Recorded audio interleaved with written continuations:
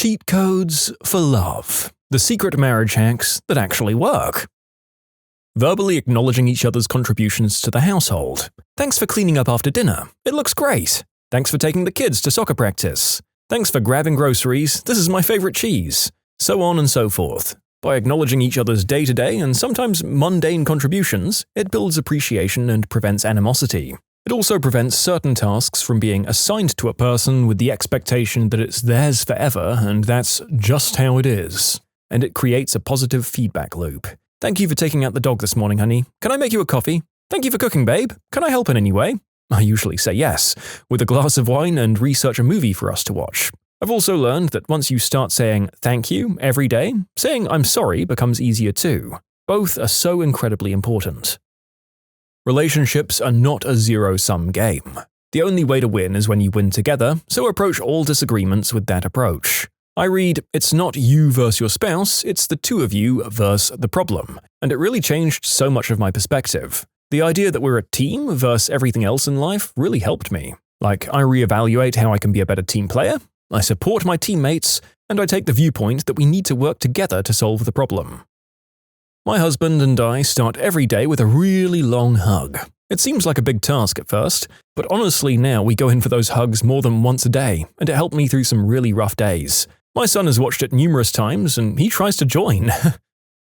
When I feel like my wife is feeling a little down, or when I feel like we're not connecting emotionally, I'll ask her about something she's passionate about and just get her talking. And I'll ask questions that can't be answered with a yes or no. She'll go from sitting back with her arms folded to leaning forward, talking excitedly. Often, people feel closer to someone simply by talking to that person and being heard. And everyone feels good talking about their favorite things. Also, if you've got something difficult to talk about, wait until they're in a good mood.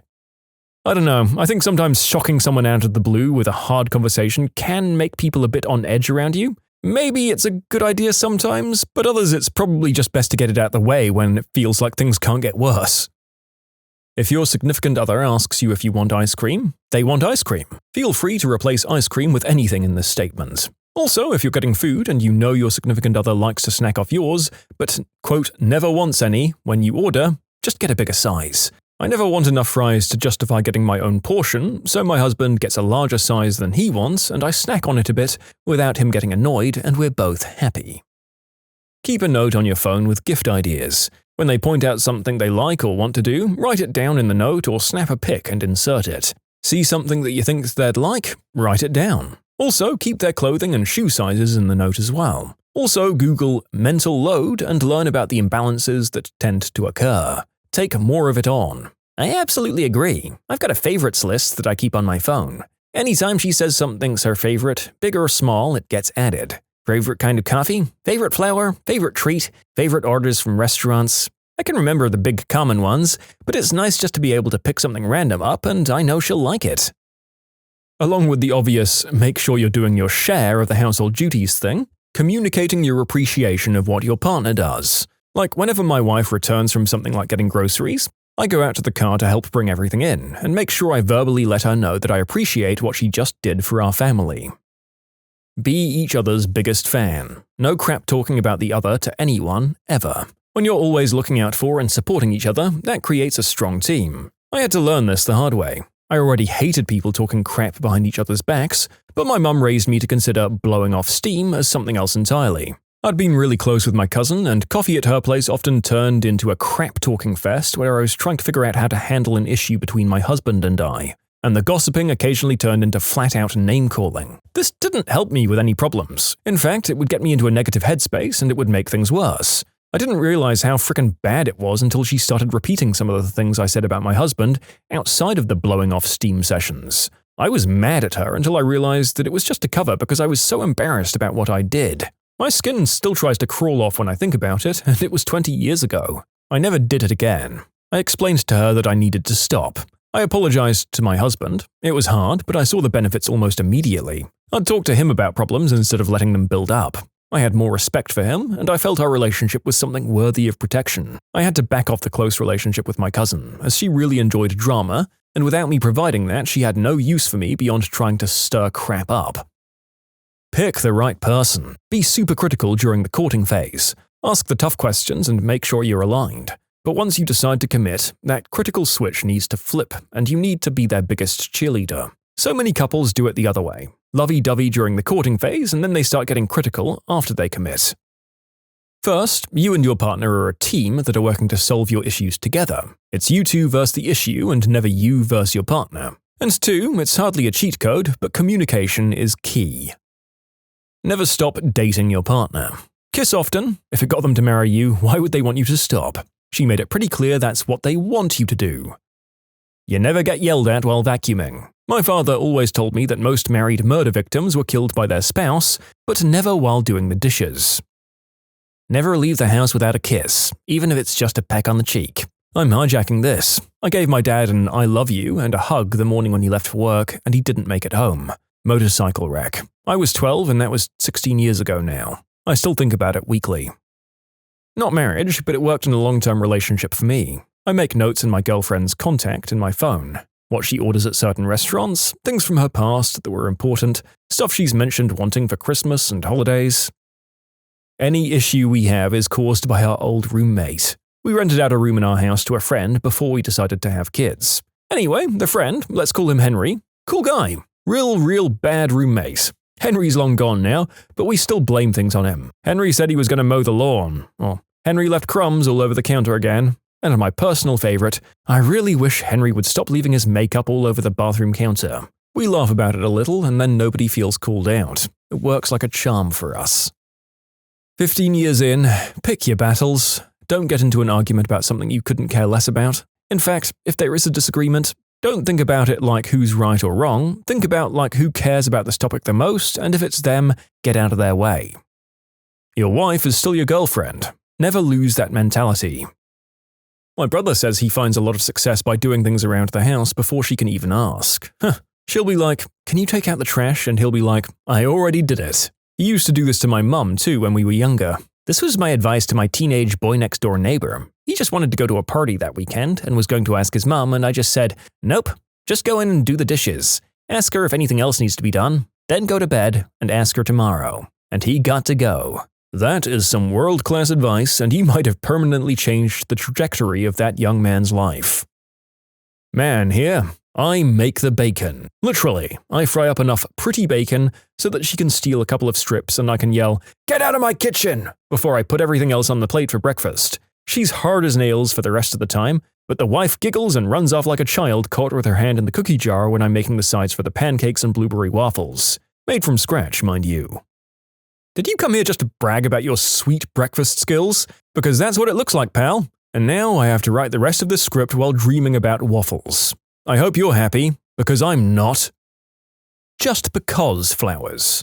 Not flowers because you're sorry or it's some holiday, just because. They always mean more to your significant other when there isn't a reason. My partner hates flowers, like they get angry at me for buying them. So I get them just because supplies for their hobbies. That did the trick. Don't think of it as a 50-50 sort of relationship, your half and my turn. Think of it as 100% and 100%, each partner giving the other their all without expectation of equal return.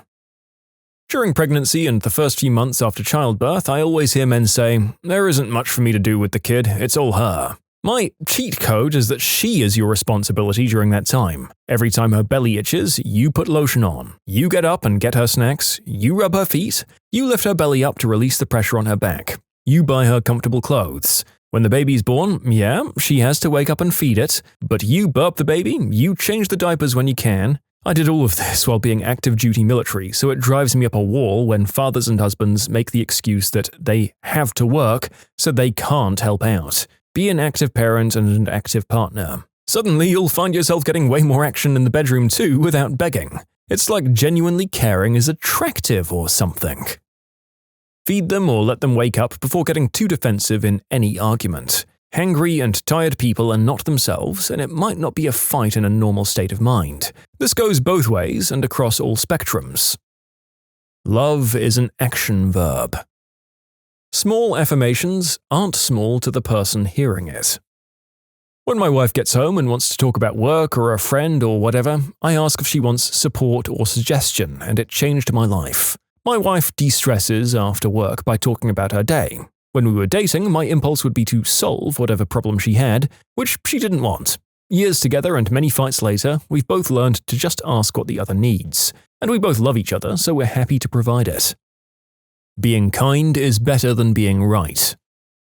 You can submit your own stories to be featured here on the channel. The story submission link is in the description below. Don't forget to subscribe to Am I the Genius? Separate bed covers. Yep, having our own blankets is a game changer.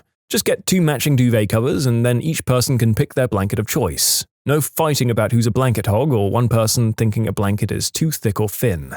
We've done this for our whole relationship. 12 years together, married 8 years in October, and I swear by it. Do not take your complaints about that person outside of the marriage just to vent or gossip. I'm not talking about ignoring if you're being mistreated, I'm talking about the stress and irritation that can come with daily living in regards to your spouse and longing to vent about it. I might say that finances, schedule, and time are really stressful and complain to family or my friends about that, but complaining about circumstances and not my spouse. But I don't talk about my husband for the sake of venting or gossip or tear him down in conversations to other people. If I needed true assistance, I'd find a therapist. I find allowing yourself to wallow in gossip and disrespect for your spouse quickly colors your view and other people's view of them, and you can't easily get that respect back. If my husband does something that I view as foolish, I address it with him. We've been married almost 20 years, and mutual respect and admiration are very important in our marriage. Don't be defensive, it's okay to be wrong. An old man who was married 50 years told me to end the night with, "Thank you for being my wife." Totally works 15 years in. I added replace furnace filter to my Google Calendar as code for keeping track of my wife's period. Having her favorite snack already in hand has kept a lot of peace in our house. Telling her you'll never believe where I'm taking you to eat. Then on her first guess, just say, "Yep." Oh no, now I'm committed to a 3 Michelin star restaurant with no reservations available. Put your ego aside and pursue peace. Buy them tacos and call them pretty or handsome. It works. Remember, it's not you versus them, it's both of you versus the problem, your teammates. Also, all of the other advice here. When you're wrong, apologize. When you're right, say nothing. Ask your partner their least favorite chore. That is your chore now. Small things that seem weirdly important to them and silly to you, just do them. And when something that might seem small to them bothers you, communicate it to them. Oh, I've discovered something dynamite that works wonders. The first month after we kissed, I bought her small gifts and made a card. Our 1-month anniversary. She thought it was a little cheesy, but sweet. The next month, same again. The next month, and so forth. A card with some heartfelt thoughts and some small gifts. Often late, but I always catch up. Kept going after we got married and had kids. We had our 103rd month anniversary a few days ago. I get away with absolute murder, by the way. She's kept all of the cards, and I'll do this forever. Scheduling doing the deed while also being open to spontaneity. Being a nice, respectful person. It sounds simple because it is, but very difficult when you have kids, stress, emotions, trauma, and when the other person has the same. If you can stay nice and respectful in difficult circumstances, you'll do better than most. Don't keep score, and absolutely don't bring up score. Don't empty the dishwasher because it would give you brownie points, do it because it needs to be done. Always say thank you for meals, regardless of how it turns out. You're thanking the effort, not the outcome. Rock, paper, scissors, and veto, and do not misuse it or it will end badly. If there's a favor you want done, offer rock, paper, scissors. Turns the act of the favor into a game. But before playing, your partner can veto. The balance comes from the fact that you can also veto when they ask you, so you both have to pick and choose when to veto. If rock, paper, scissors is played, it must be followed. You have to do the thing. So say you want a drink from the kitchen and nobody's getting up soon, you lose rock, paper, scissors, you have to get up and get your drink as soon as the game is complete. Tea time. You know how all smokers stand around each other when they smoke? It's a relaxing activity conducive to communication. It opens the lips, so to speak. Obviously, smoking is bad for you, but you can substitute it with tea time. Offer to make each other tea or coffee. Make it a ritual understanding that's low-key chat, but not talk time. Eventually, you become conditioned to comfortable communication during tea time, and as a bonus, it's also a gift and act of service that makes one feel loved. In my family, tea time is just when everyone tries to guilt-trip everyone else into making the cup of tea and talks about how they made it last time. It happens about every other hour or so. I think the amount of time I'd spend doing it if I offered would be appalling. It's a nice idea for a couple situation, though. Be goofy with each other. Let the weird out. Oh, this is a real one that works wonders. Join Pinterest and subscribe to your significant other's Pinterest site. Then proceed to buy gifts for them that they've chosen years ago as their favorite items, and you'll have a significant other that's amazed by your gift-giving abilities. This is more of an unethical cheat code, but pick battles to lose. My wife doesn't want me to ride a motorcycle. I have zero interest in ever riding one, but I bring it up every now and then just so she can shoot it down. After 17 years, my wife called me out on it this spring, saying that I didn't want one anyways.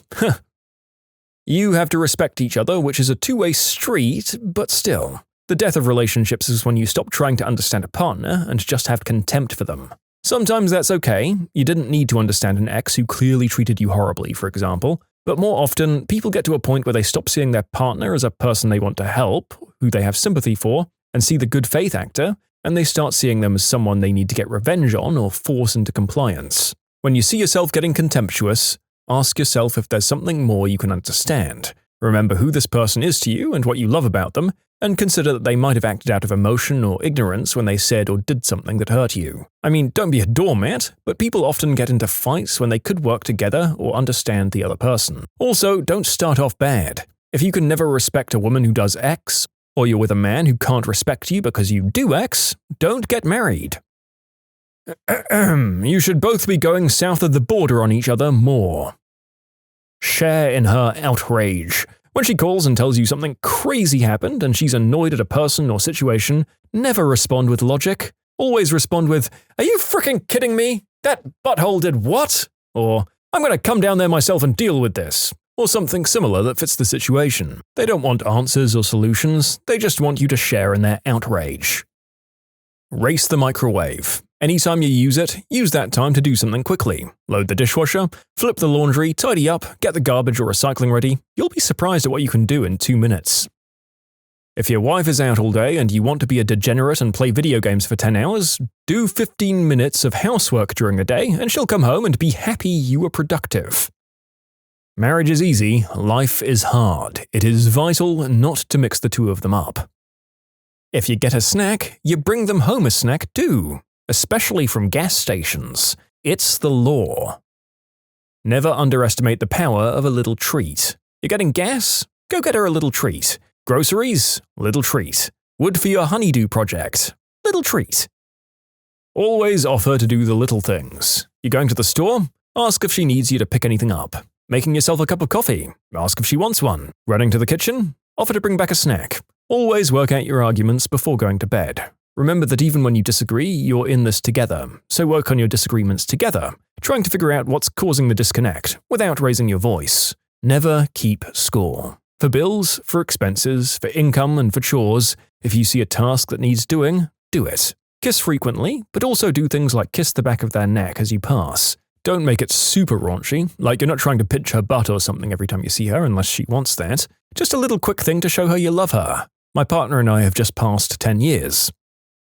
Paying for a house cleaner to clean the house twice a month was the best investment ever. We just have different definitions of what clean is. We've argued a lot over it over the first year or two. $120 on cleaning and literally never an argument about it since. They wash floors, vacuum, dust, clean bathrooms top to bottom, clean sinks and counters. It's worth every penny. You still have to pick up before the cleaners come, but that's nothing in comparison.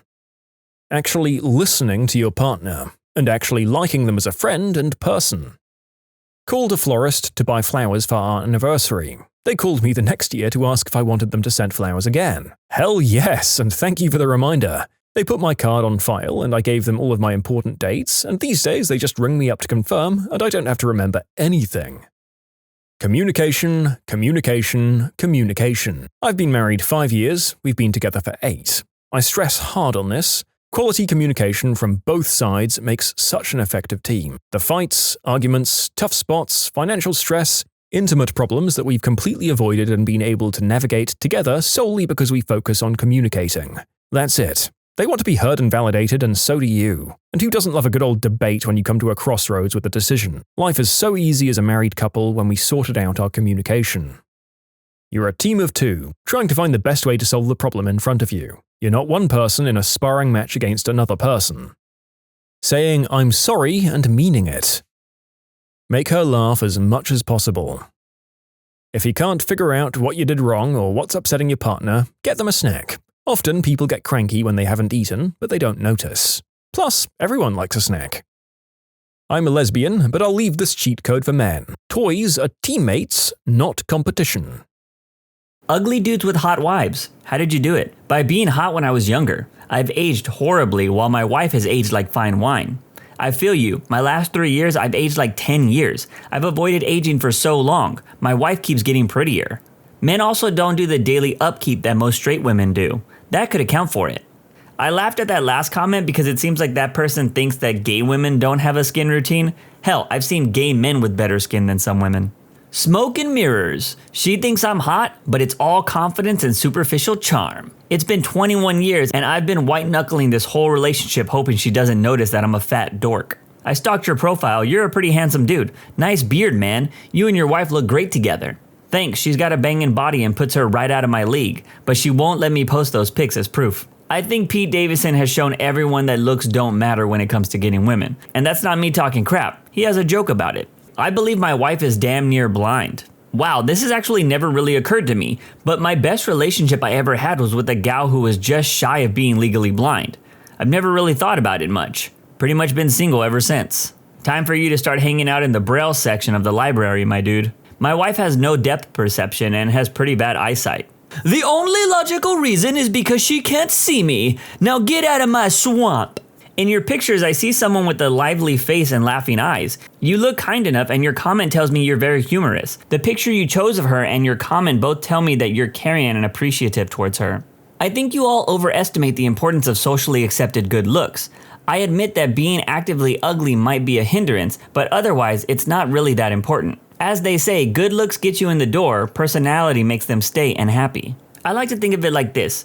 Good looks matter for a lot of hookups, but for actual relationships, personality is far more important. Six-pack abs don't matter as much as good communication skills, the ability to stay calm under pressure, and the willingness to compromise with your partner.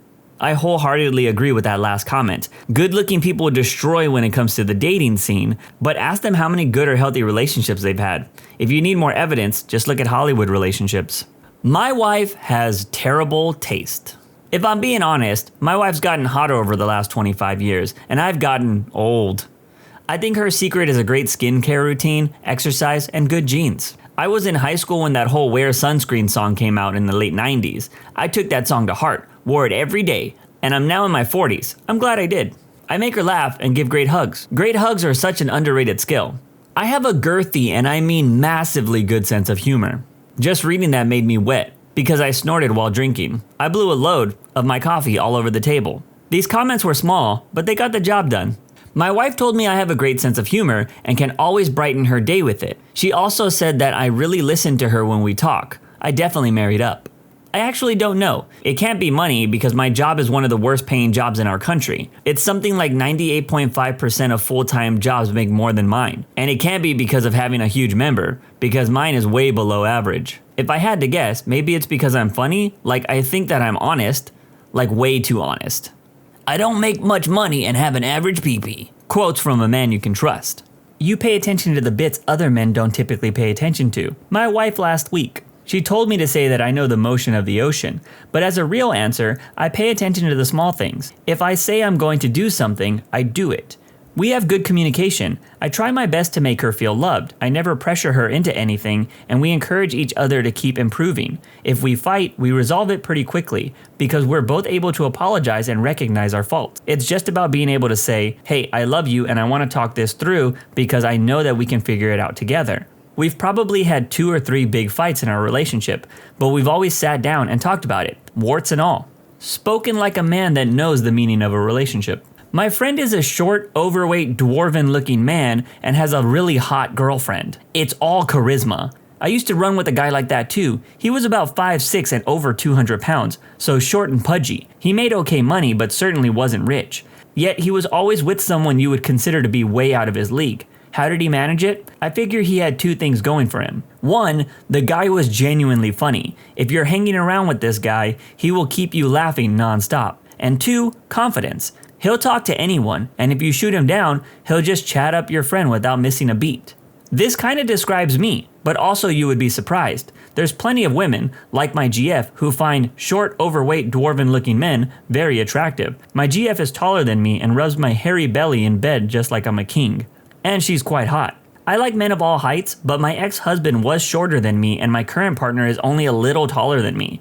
I don't understand the need to have a large, tall man. I'm not looking for a father figure. Lots of wonderful men get overlooked because of this. There's gold in them hills out there, ladies. Part of me feels like this post was made by hobbits. Got a short, overweight, balding friend. We literally call him George Costanza. He's just confident, enthusiastic, and always doing something because he takes his hobbies seriously. His girlfriend seems the opposite, even though she's a smoke show. So it was partly a lucky find, but he also clearly adds substance to anyone's life he's in. He also comes from a very wealthy family, if you need that information. I feel like the wealthy family info is a double-edged sword because on one hand, people will automatically think, oh, she's a gold digger. But then on the other hand, it sucks for those women that are genuinely into a person and not for the money. They get overlooked. How men make us feel while we're in their presence is crucial. Sometimes by virtue of the fact that the guy showing you the attention is hot, you'll feel attractive simply because logic dictates that he could exclusively be chatting up hot women if he wants to be. So he must think you're hot. That rush of emotion wears off real quick if he's got absolutely nothing going on apart from his looks. Doubly fast if he's an arrogant jerk. As multiple people are and have always been saying, if you make us laugh and are pleasant, you're going to make us feel like the most beautiful, captivating woman in the room. That's not a high we want to come down from. Make them laugh, treat them well. Do fun stuff together, do chores, admit when you're wrong, give compliments without prompting, learn what they do and don't like, then put that knowledge to work. Have a handle on your own psychology so you can deal with your own business. Listen twice as much as you talk. This is true. I spent an hour talking to my husband about a book I finished today. I know he wasn't completely interested, but he listened, asked questions, and was engaged. It's the sexiest thing in the world that he cares enough about me just to let me ramble and poorly explain why I love this book. I won't lie to you, when I can have a deep, thoughtful conversation with a woman, it is one of the sexiest things in the world. You know those guys who brag about finishing a pudding cup without a spoon? Well, I can clean out a peanut butter jar. No idea why he's so successful with the ladies, he says, sitting at the end of the bar licking his eyebrows. Let me tell you guys, you're gonna wanna start off like a butterfly landing on a flower and finish like a bulldog eating oatmeal. I like oatmeal. I'm not ugly, but I got a woman way hotter than me to marry me. Turns out, if you have a good personality and are slightly interesting, then you can get away with being a 5. But, the internet tells me that women only want alpha bros with muscles and money that make their bed every morning. Wait a minute. Do we really think that alpha bros make their bed every morning? Unless we think all alpha males are the American Psycho type. I'll give my perspective from the other side. My boyfriend isn't classically handsome. His hairline is receding and the man is a beanpole and somewhat effeminate. Exactly who Andrew Tate claims will never get a woman. But I'm obsessed with him and I'm so glad and proud that he's mine. Why is that? He listens when I talk. He cleans up after himself. He's funny and insightful and above all, kind. He cooks, he's terrible at it, but he tries hard. He's like the most gentle man I've ever met, and because of that, I don't feel the fear I've felt around most other men in my life. My cats love him, he feeds me, he apologizes when he's wrong, and I feel secure enough to admit when I'm wrong too. We talk out every problem as a us versus the problem instead of a me versus him. He gives me space when I need it, and attention when I need it too. We just respect each other. Those things aren't hard, but he's the first to check all those boxes. He's 100 out of 10 for me, and I'll grow old and die happily with him. I'll add on to this. My husband is more than a decade older than I am. He has a receding hairline when we met and was working 2 jobs. Our sense of humor is the same, so is our sense of justice. Our dark sides match, and he's great at housework. Then came the hookups. Oh my god, we matched there too. It was over for me. I fell in love. It's still those same qualities that make every day happy and full of laughter. You can't survive the pitfalls of life without being able to laugh. Beauty fades, hair falls out, and wrinkles form. Let's keep spreading the love for good men. My fiance is average to everyone but me. He's overweight, goofy, awkward, and kinda dumb. I say this lovingly, I'm also dumb. Think of the last 2 brain cells meme? That's us. He also makes me laugh every single day. Our childlike qualities align perfectly to keep us happy and well-maintained. So we can be goofy idiots all day with each other, and it's fantastic. He embraces my mean streak that comes out playfully, to its full extent, so I can be a little brat. Every flaw I see in myself, he sees as a beauty. He also knows how to handle my mood swings and be so gentle with me on my bad days. He doesn't need to be mothered like many men, loves providing for me, as I do him, and is as sweet as candy. I can't wait to marry him. My husband has been balding since the day we met, and it's never bothered me. But damn, he's funny. I made a little joke about a very shocked looking cinder block and he ran with it. We giggled in the car like school kids over a fart. We're both over 30. I have about an extra 20 to 30 pounds and he has a little bit more than that. But when he comes home and hugs me, it's all warm and safe. I've always been one of those guys where people are like, dude, how did you get her? I'm super tall, which probably helps, but I've always been overweight. I'm not exactly sloth. Look up the Goonies, youngsters, you're welcome. But I'm not Marlon Brando either. I'm highly average looking, I do pretty well financially, but you wouldn't know that if you looked at me, my truck, or home, and when I got my wife, I was broke AF. I always tell them that it isn't that hard. Treat them like people you value and respect. Listen to them, take an interest in them and the things that are important to them. Put in some genuine effort and show them you care. It's easier and more effective to constantly do little things to show her how you care than always trying to prove it with some big gesture. Then just take care of yourself. Good hygiene, keep your house and ride clean, have a couple of genuine interests and hobbies. It makes you more interesting and a well-rounded person. Learn to cook. No woman wants a man-child who can't properly feed himself, and I've not met a woman yet that doesn't like a man that can cook. I personally would like to add, don't listen to douchebags. Andrew Tate is the latest one of these, but there's always some popular famous one at any given time. My husband and I met in college. What made me choose him over more conventionally attractive men who were interested in me at the time? He was extremely honest. When we talked, he listened and responded not in a way to try to get with me, but in a way you listen and respond to your best friend. And that's how I knew it was genuine. I don't know how, but I can tell when a guy is trying to prove that he's a good listener for flirty reasons versus actually connecting through the listening. This made me feel so safe and respected. I knew something was different about him. Our very first conversation was about philosophy. By the way, today we've been married for a decade now, and we absolutely laugh like kids together every single day. It sounds stupid, but Bumble. He was from the next town over. I wouldn't normally have talked to him because he didn't put anything on his profile or really fill it out. But something about him seemed kind of like, I don't know, genuine or sweet? I don't know how to explain it. He just turned out to be a bit shy, so it's hard for him to talk about himself to strangers. I'm glad I gave it a shot though. Opposite side here, ugly chick with handsome dude. I let him touch my chesticles. Works 100% of the time. My homie was a nice dude, spent 6 years third wheeling for the fun of it, but in the end glad to see he got married. He said all he did was be funny and things went over time. I feel like the waiting game advice can be bad advice for most men. It's probably better to let your feelings known instead of waiting 6 years and then possibly getting rejected. It being Valentine's Day and all, when my boyfriend and I found each other online, he would make any excuse not to video chat with me. We exchanged pics, he only had 2, but I felt it was necessary to see each other live before meeting. Pics don't show the true person. I was mainly thinking of safety and I was about to bail on him. He sweetly convinced me to be patient and wait to meet in person. I asked why. I thought he was a serial killer or something. He assured me that he wasn't. He simply didn't want my first impression of him to be on video chat. Cautiously, I decided to be patient. We proceeded to text and call each other every day for the next 2 weeks. The texts became love letters and the calls were exciting. I got to know him on a much deeper level, and I thought his voice was so sexy. He made me laugh and he was thoughtful. He was also very kind-hearted, but also very masculine, which I love. He exuded confidence. The chemistry was off the charts. The laughter was constant. When we met for the first time, it didn't matter what he looked like. He was not traditionally handsome by society standards. He was a little overweight, bald, and a bit hunched over. But I think he's gorgeous. He knew exactly what he could offer me and navigated our meeting to allow us to fall in love. Some might think that he was perhaps hiding, but we could have missed out on great love. He is the love of my life. Sometimes he jokes and asks what I see in him, and he calls himself ugly. I remind him of our love story and he smiles. I also remind him that I think he's hot AF. I plan on being his wife one day, because he's the love of my life. Well, it certainly wasn't my pee-pee size or money. Neither of those are worth bragging about. I treated her like a good friend, not an object of infatuation. That caught her attention. I got her to fall in love with me by proving to be well-rounded in my life and very capable. As Red Green would say, if the woman don't find you handsome, make sure they find you handy. Have a sense of humor, especially about yourself, and be comfortable laughing. Listen, clean the house, be kind to animals and service workers. The bar is incredibly, and I mean staggeringly, low.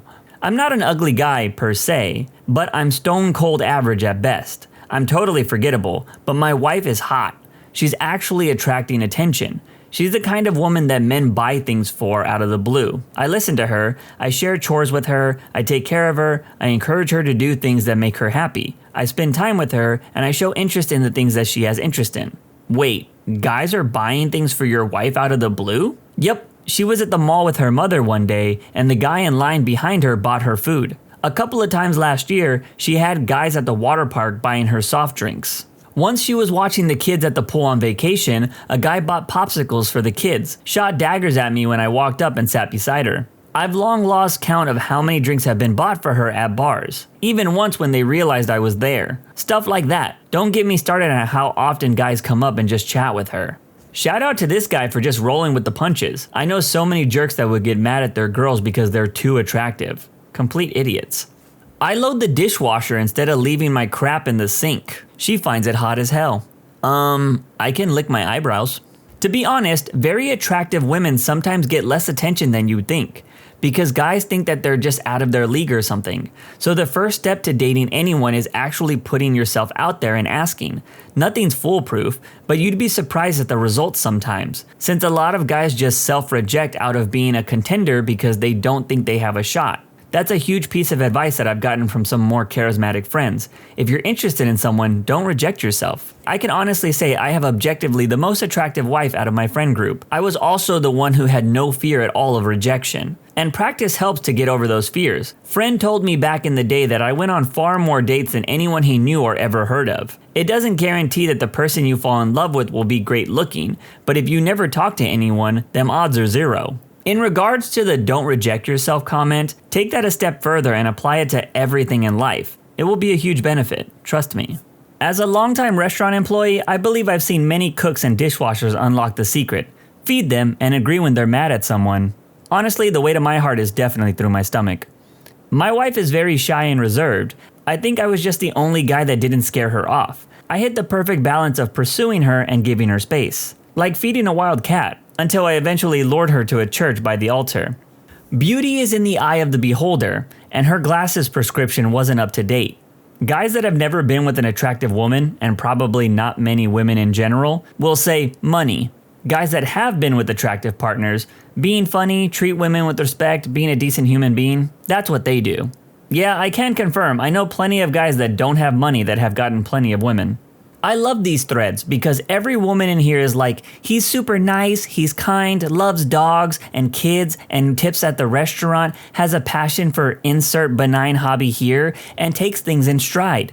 He doesn't have a fragile ego and isn't insecure. Just be chill and girls will like you because you aren't dangerous and a liability prone to violence. And the guys in this thread are like, ugh, must be rich, must have a huge wiener. I just have no idea what else it could be because women lie so much and just aren't smart enough to know what they really want. It happens every time. I am very lucky that she was super interested in me from the start. I was just too stupid to notice at first. All worked out in the end, I'm still extremely happy with her. I was just myself and I kept being myself, and that is the key. I see guys pretending to be someone they're not, and that is a big, big mistake, man. I do think many men overthink that they need to be someone to attract women. At the end of the day, do you want an attractive girlfriend, or do you want someone that'll accept you for who you are? If you just be yourself, you might get both. Be good at cooking, your job, and just generally being good at social functions you both agree with. It's called communication. The ways you're good at these things can vary, but generally people are looking, hopefully, for someone who complements your weaknesses, appreciates your strengths, and you can genuinely be at your most comfortable with. My source? Been with my wife for 15 years from ages 21 to 36. My fiance is absolutely stunning, and to be honest, I'm like medium ugly, but I made her laugh like no other man could hope to, and just treated her well and respected her. I've learned to realize that hot women care more about personality than average looking women. I was a late bloomer, Went from a 4 on a good day to a 7 or maybe an 8 thanks to genetics and heavy lifting. We get handsome, but holy hell does it not start that way. I met my wife when I was in my early 20s. She was 19. She was one of those girls that just glows, insanely gorgeous. During our first date, I was absolutely certain she was going to just get up and leave. She didn't. After a few days, I asked her why she hadn't run away yet. She said, "I like you for you." She surprised me at work one day by bringing lunch for a picnic, and several of my coworkers said, "How the hell did you land her?" It wasn't money, although I do have a solid career and decent money. In 10 years of marriage, my wife has asked for practically nothing, and she's as anti-materialistic as you can get. I was just myself and somehow lucked out in finding a girl who was looking for that. I won't lie, I had some depressing encounters with women prior to meeting my wife. Never had a real date even until her. When I was 17, I had a girl walk into a restaurant, see me, and leave. I asked out a classmate in college and she said the dreaded, haha, ew, no. Plenty of stories. It was sad. Man, always hearing stories about people seeing someone and then just leaving is always sad to hear. What's the most, what the F moment with your siblings? When I was younger, I was playing outside when I heard my little brother giggling like a maniac around the other side of the house in the backyard. I went to see what was going on, and he was gleefully peeing into my dog's open mouth as the dog was lapping it up while dangerously close to his doodle. As a bonus story, I'll tell you about the time my brother almost caught me smoking when I was in high school. There is a barn across from a small pond by my house, and one winter my friend Murph and I were sparking up in the upper floor. We hear the dogs get let outside and someone mumbling, and we peek out the window so that we can keep tabs on whoever was outside now. My little brother is walking toward the frozen pond with a pickaxe and then begins to break apart the ice. After he's chopped it up a bit, he crouches down like a goddamn monkey, takes a chunk of pond ice and begins eating it while looking back and forth to make sure nothing sneaked up on him while he ate. It was like watching the gosh darn Nature Channel. In fact, okay, let's talk about my stepbrother for a second. Not many stories I can make into something of length, so I'll just do snippets. He brought a blank Uzi over to my house and asked me if he could fire it out the room of my window. I told him, no, it's going to sound like you're firing a fricking gun, and he did it anyway, and then he came back later saying, I told him we were popping balloons, with a smug smile on his face. He once offered me $100 to blow up a weather balloon in my room until it popped. I declined. In the dead of winter, he propped a ladder against my roof and then army crawled up the icy shingles with 2 butter knives as climbing tools, and then began pounding on my window to let him in cause it's cold outside. He bought one of those hoverboards, lit 2 smoke bombs and rode it while spinning in circles as I filmed him until he started coughing so bad he couldn't keep going. He regularly buys designer clothes like polo shirts and Nike shoes and the like. These clothes usually look stupid as hell, like the white polo he brought with a giant tree with a sun behind it. Often giving them to me after a week cause, nah man, I don't want these, what was I thinking? One time he asked me to drive him to Plato's Closet to sell off 2 duffel bags full of stuff like this. I'll never forget his gangster swagger walking back to my car and him proudly announcing, man, I got $20. He once was trying to convince me to help him put a trampoline on the roof so he could use it to jump off said roof into the pond nearby. Took a lot of convincing to explain that he wouldn't make a jump that far. Afterwards, he wanted to have the trampoline on the ground instead.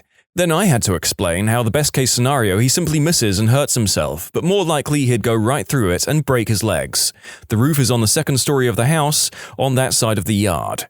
I think a few of us can sympathize with having a younger sibling that we were about 50% sure would grow up to become some sort of mass murderer or in an asylum later in life. This is just a particularly striking example. My sister used to sleepwalk into my room and just stare at me with a soulless murder glare. It was scary.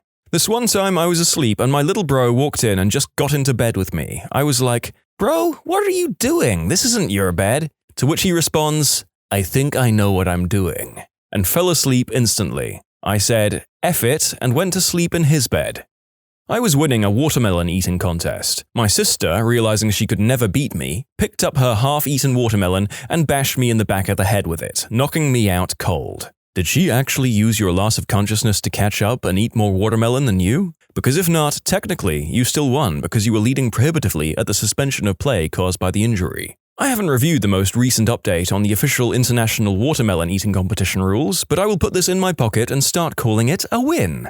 I've shared this before, but it seems applicable here. One time I walked past the bathroom to get to my room.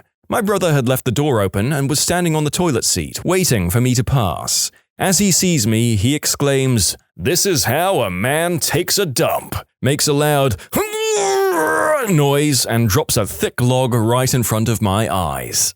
I had just finished riding my bike home from a friend's place to see my mum pull into the driveway. Out of the other side of the car, my sister's head popped out. She had been off to college and I didn't expect to see her. My first thought, which I openly said because I was a little crap, was, "Why's sis home? She get knocked up in college?" Out steps my very pregnant sister. It was a rare double what the frick moment, as I was surprised to see her that fricking pregnant, and both my sister and mum were shocked at my accurate joke guess. And inappropriate guess, to be fair. Sort of similar thing happened to me. I texted my cousin on her 20th birthday, "Congratulations, you avoided teenage pregnancy." Turns out she had just found out she had gotten knocked up and hadn't told anybody yet. Studies have shown that incidents of teenage pregnancy drop off significantly after age 20. My brother, directly after the funeral, stole our uncle's war medals from his bedroom. His wife found out, told me and my mother, and then my mother made me sneak them back in. I like that this is as much of a mother story as it is a sibling story. Good stealthy evasion of the family shame, Mum. My girlfriend's brother called. They never talk, it's a distant and strained relationship, and she looks at me like, "Why the F is he calling?" I joked, "He's calling to tell you he's getting married." She tells me to shut up. A few minutes later, she comes back, "He's getting married." I joked again, "I guess he knocked this girl up." She says no. A few days later, the pregnancy announcement is up on Facebook. Sometimes jokes hit too close to home. Now we've got to sit through an awkward wedding pretending everybody else is happy about this. They're not. To clarify, the couple to be married is happy about it, or so he insists. Nobody else is happy, though. Everybody feels like this is a huge mistake, especially considering this girl has gone out of her way to meet his mother once, living in the same town, and they both live with their parents still, and have known each other less than a year, and been dating less than that. Maybe we're all just cynical buttholes, and these two have the key to… Who am I kidding? I give it 6 years. I was out on a car ride with my dad and we arrived back at the house at like 3 a.m. My front door opens straight into my kitchen and I throw open the door expecting an empty kitchen only to see my brother butt naked standing in front of the sink. I screamed, "Why the F are you naked?" He scrambled back to the shower. Apparently he was mid-shower, his back hurt, so he went to the kitchen to start heating water for a hot water bottle for his back, and just stopped to have a snack or something while waiting for the water to boil, all while leaving the shower running. My dad still laughs about it. And yes, 3 a.m. My family keep odd hours, especially back when we were at school and it was summer break.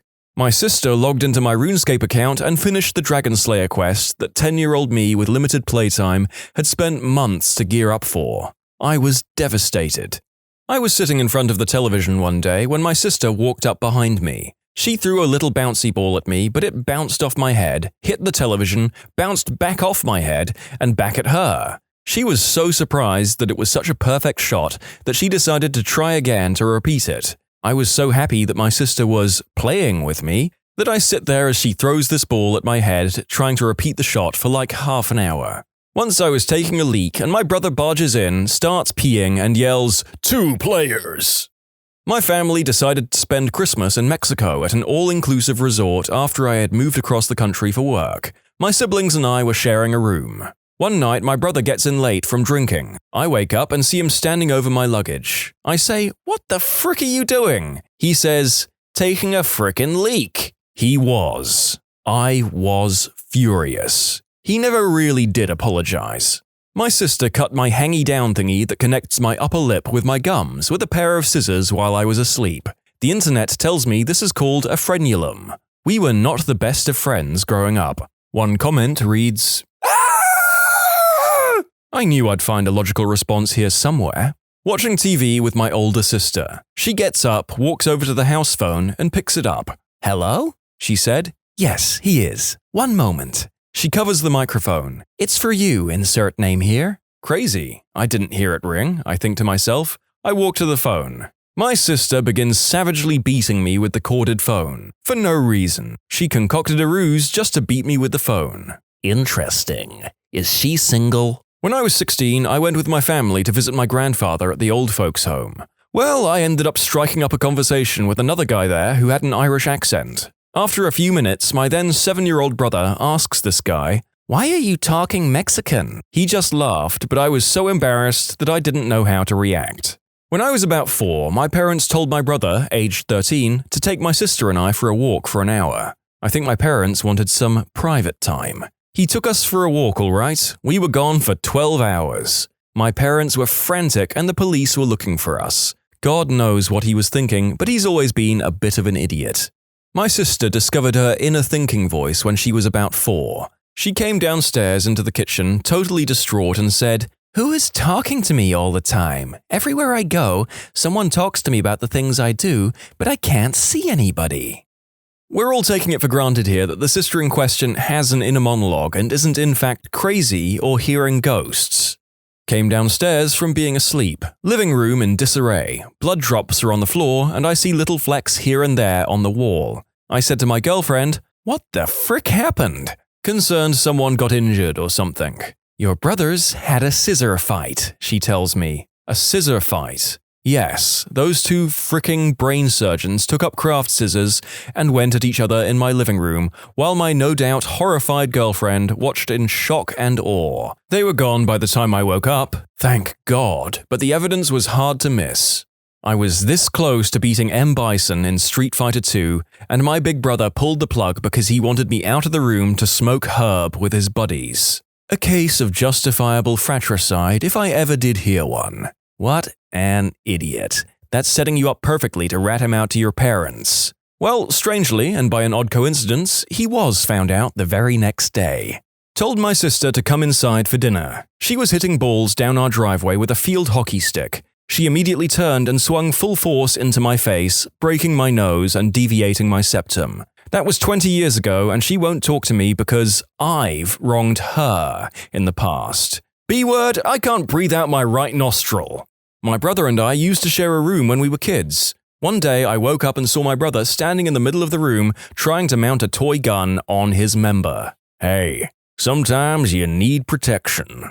Probably when I was 9 and my older brother was 13. We were home watching TV one day during the summer. He was flipping through channels and stopped on an episode of Donahue that featured a male stripper right in the middle of his routine, with an audience of middle-aged women cheering. He put the remote down and excitedly said, "Oh, we're watching this." He's now married with 2 kids and is aspiring to be a Baptist minister. I tell this story anytime I get a chance to embarrass my brother. I was about 9, making him about 6. Thanksgiving dinner at our grandparents' house. We were both in the kitchen together, just the 2 of us, each with a slice of pumpkin pie. My little brother grabs the salt shaker from the table, slowly unscrews the cap, dumps the entire shaker of salt on his pie, and eats the whole thing, making eye contact with me the whole time. He had this look like he knew what he was doing, so I didn't question it. 20 minutes later, he's chasing a cousin through the hall. He dead stops, says, "Uh-oh," and projectile vomits all over the walls and floor. He is descended upon by adults asking him what the matter is.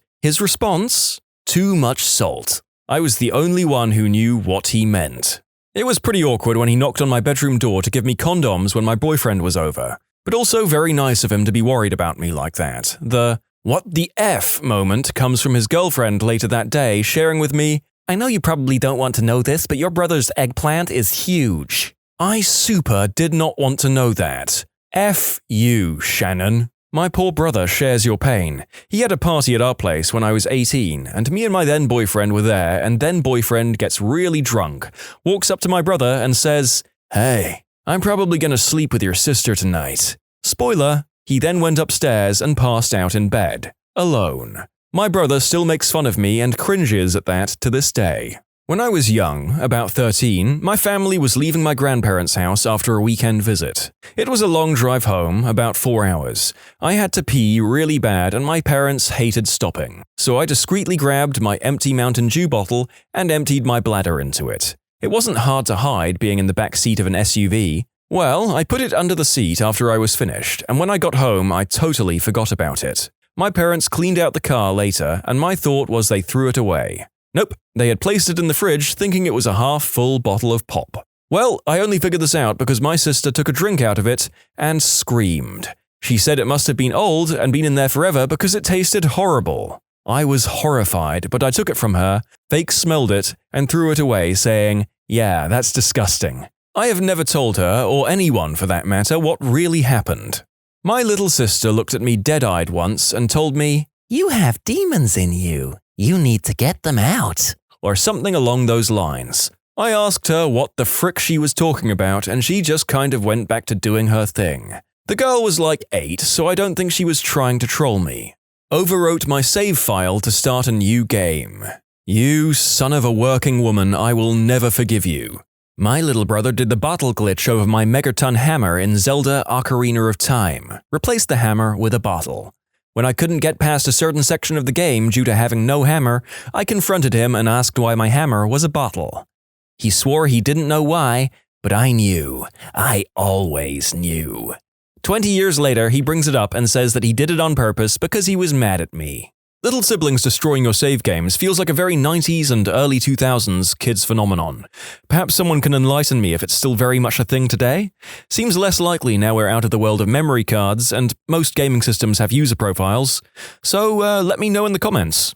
My favorite story is that I once went outside at 1 a.m. to watch a meteor shower and my brother's bedroom window faced the backyard. I don't know why he was up, he was maybe 12 at the time, and I hear him open the window and shout, "Who's out there?" I reply, "Just me," and he says, "Oh, I'll be right out." My brother gets out of bed at 1 in the morning, puts on some shoes and comes outside and says, "So, what are we doing?"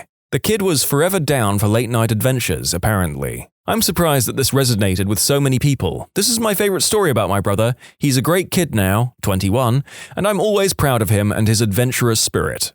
My sister spoiled Dumbledore's death for me. She read The Half-Blood Prince in 24 hours, asked me if I wanted to know what happened. I said no, she told me anyway. I'm still mad. F you, Laura.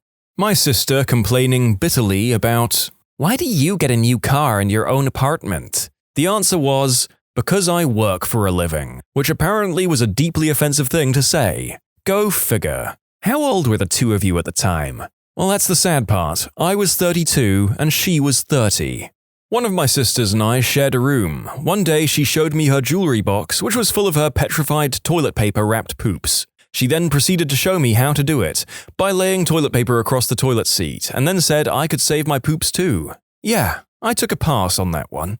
My brother severely hurt his right leg in a work accident. His doctors tried to save his leg, but ultimately he ended up getting it amputated. So before he had it amputated, he got around on crutches, or on a day where he was in pain, a wheelchair. During this time, I moved back home to help him get around and do things he couldn't do. One thing he loves doing is building computers and video games. I would take him to electronic shops and follow him around as he bought games and stuff for his computer. We would go shopping like this more than once a week. I never minded because he's family and we get along really well. We got to know a lot of the staff at these shops. One time I was looking for some DVDs on my own, and one of the guys we'd gotten to know comes up and asks me if I needed help. And then he says, "You are a pretty cool girlfriend. You never seem bored or annoyed that your boyfriend spends so much time with his computer." I was so shocked I didn't reply right away, but then I made a super disgusted face and said, "He's my brother." Cue super awkward moment which doubled when my brother came by to tell me we could go and called me Boo, which is a nickname I've had my whole life that my brother gave me. It was so embarrassing. My mum was recently divorced and had a friend with a daughter my age. Let's call him Mark. The daughter and I were both 14 and got a lot of time together, so obviously there was some mutual experimenting. Well, it got really weird about 2 years later when my mum and Mark announced they were getting married and I was going to have a new stepsister. I came home from college for Thanksgiving, and the very first thing my brother says to me is, "If you think about it, 'Forgive me, Father, for I have sinned' is just a fancy way of saying, 'Sorry, Daddy, I've been bad.'" Then, during Thanksgiving dinner, he looked down, patted his stomach, and softly said, "Hey babe, ready for round 2? 'Cause I sure am." Then he got up and got another helping of turkey and mashed potatoes. Not the most WTF, but one we still like to joke about. My grandmother generally sends us all cards at Christmas, but a few years ago we all got our cards in the mail and things didn't quite match up. My oldest sister and I got the usual cards with the sweet, heartfelt messages from our grandma. We still call her the $100 grandchild when we're headed to family gatherings. So, we all agree that the sister took the money from the other cards to up her amount? Siblings are devious, and all it takes is a bit of steam to get inside the envelope. My brother came home after his first week of college, snuck in the house while we were sleeping, unpacked and went to bed, and woke up in the morning acting like he had never gone away to college. Refused to talk about it and acted like we were all crazy when we did. He was 10 years older than me, so I was only 8 at the time, but I remember my parents being very worried. He still won't admit or acknowledge that he ever went to college. Used to keep my green herb up in one of my ceiling tiles when I was a teen. Sister finds it, invites 15 friends over, and they cumulatively smoke an ounce of my stash. Get home to find my box with about a bowl left, and then I'm the one who gets in trouble for having Mary J in the house. American teachers abroad. What is the craziest thing your students thought was true about Americans? When I was teaching in Spain, I introduced myself to the class and told them I'm from Miami. I hear a kid shout out in Spanish, "Wow, how is this guy alive?" CSI Miami, Dexter, Miami Vice, and Florida Man have really corrupted foreigners' views of my city. I was presenting an exhibition in Shanghai of about 95% Chinese people, and a young woman came up and asked me where I was from. I am white with brown hair and eyes. When I said I was American, she looked baffled and responded, "But don't all Americans have blue eyes?" A lot of people also think that all Americans are fat and tall. It's a bit more understandable when the person is old. An old man in Shanghai Park asked where I was from, and when I said the US, he hollered, "Then how are you so short? I'm just over 5'2". American in South Korea here. Have been asked by co-workers if high schools really have vending machines full of birth control pills. Also, if I know any cowboys, not the football team, and if I have a gun back home. Students ask me if I know Obama. Same kids yell, "Obama!" anytime they see a black person in their books or in a video. We're working on that. At my high school, I was the immigrant mediator who would teach newly arrived Russian and Ukrainian immigrants, and sometimes Jamaican and Haitian immigrants, English, and assimilate them into American society. This was in southern Brooklyn, where there were thousands of Russian immigrants coming in during the early 2000s every year. I was picked for the Russians mostly because I was from Chechnya and knew Russian. The biggest thing they would ask is how did they start with dealing drugs, joining gangs, and where is the nearest gun store. They came from places with atrocious crime, and often they were criminals, and they probably heard about America's drug and gang problems and thought they could make a better living doing that in America. They had watched movies like The Godfather, or even stuff like Menace II Society, and thought America was this badass outlaw land, when in reality their countries were a ton worse. Many of them came during the 2000s, during the early Putin era, when crime was dropping fast and it became harder to be a criminal in Russia. But many were shocked that NYC was not the crime-filled nation it was back in the 1980s and 1990s. Hi, welcome to Brooklyn. I'm Willmaster123. I'll be your immigrant mediator. Here's the steps to get your FID card and a list of local gun stores. Here's the common application to fill out for the Bloods, Crips, and all the other major gangs in the area. Here's the list of gangs who are hiring and positions they are trying to fill. As an immigrant myself, I would be wary of letting my handlers know that I intended to involve myself as a criminal in the country I was moving into. They asked me to explain what white trash meant, and then they got confused when I said that it didn't apply to black people. A friend of mine did a few years teaching in South Korea, and every new class he taught, there was always at least one kid who would ask him if he knew Leonardo DiCaprio. They were always so disappointed when he said no. When I was teaching English in Japan, I had a 15-year-old girl ask me if I saw everything in blue because my eyes are blue. I almost laughed, but she was dead serious, and everyone else looked at me expectantly while waiting for the answer. Not a specifically American stereotype, but similarly indicative of an insulated culture. Which actually reminds me, I also had an ethnically Japanese co-worker who had grown up in Las Vegas, but who also spoke Japanese. His students often refused to believe he was American. They thought it was some elaborate ruse. A guy I knew when I lived in Central America asked if there was time to get out of the way of the snow. Upon questioning, it turned out that he thought that snow fell all at once. Foomph! Like a big blanket. Had some family come up from Mexico to visit for Christmas. It snowed and they all ran out to play in it, then quickly ran back inside. They were shocked at how cold it was, like they didn't think they needed gloves and jackets to have a snowball fight. My cousin said, "We knew it would be cold, but we didn't think it would be that cold." I got a few surprised looks when I told students we didn't sleep with our shoes on. Taught in Spain for a bit, I was asked multiple times what kind of machine gun I owned. I swear, if anyone else stereotypes us Americans as gun-toting hicks, I'm gonna take my M16 to their city and see what they call us then. First question was where I'm from. Detroit. Subsequent questions asked in no certain order. Do you have black friends? Have you shot someone? Do you own a gun? Yes, no, no. I'm skeptical. Real Americans are taken to Walmart at birth, where they are issued a firearm, a six-pack of Bud Light, and a Republican voter registration. Are you sure you're an American? An exchange student from Italy was disappointed when he came to Colorado and attacks by Native American tribes weren't a regular thing anymore. I was teaching elementary school in Seoul. The day's lesson was about asking people what they ate for various meals. Kimchi is eaten at every meal in Korea pretty much, and I asked one of the students if he gets tired of eating kimchi. He says, "It's okay. You don't get tired of eating hamburgers at every meal, right?" As a note, I am very thin. I'm trying to think of an actual equivalent for America, but I don't think anybody eats anything as frequently as Koreans eat kimchi. Other commenters sure have a lot of opinions on the matter, though 80% of them do appear to be either cheese, bread, or potatoes.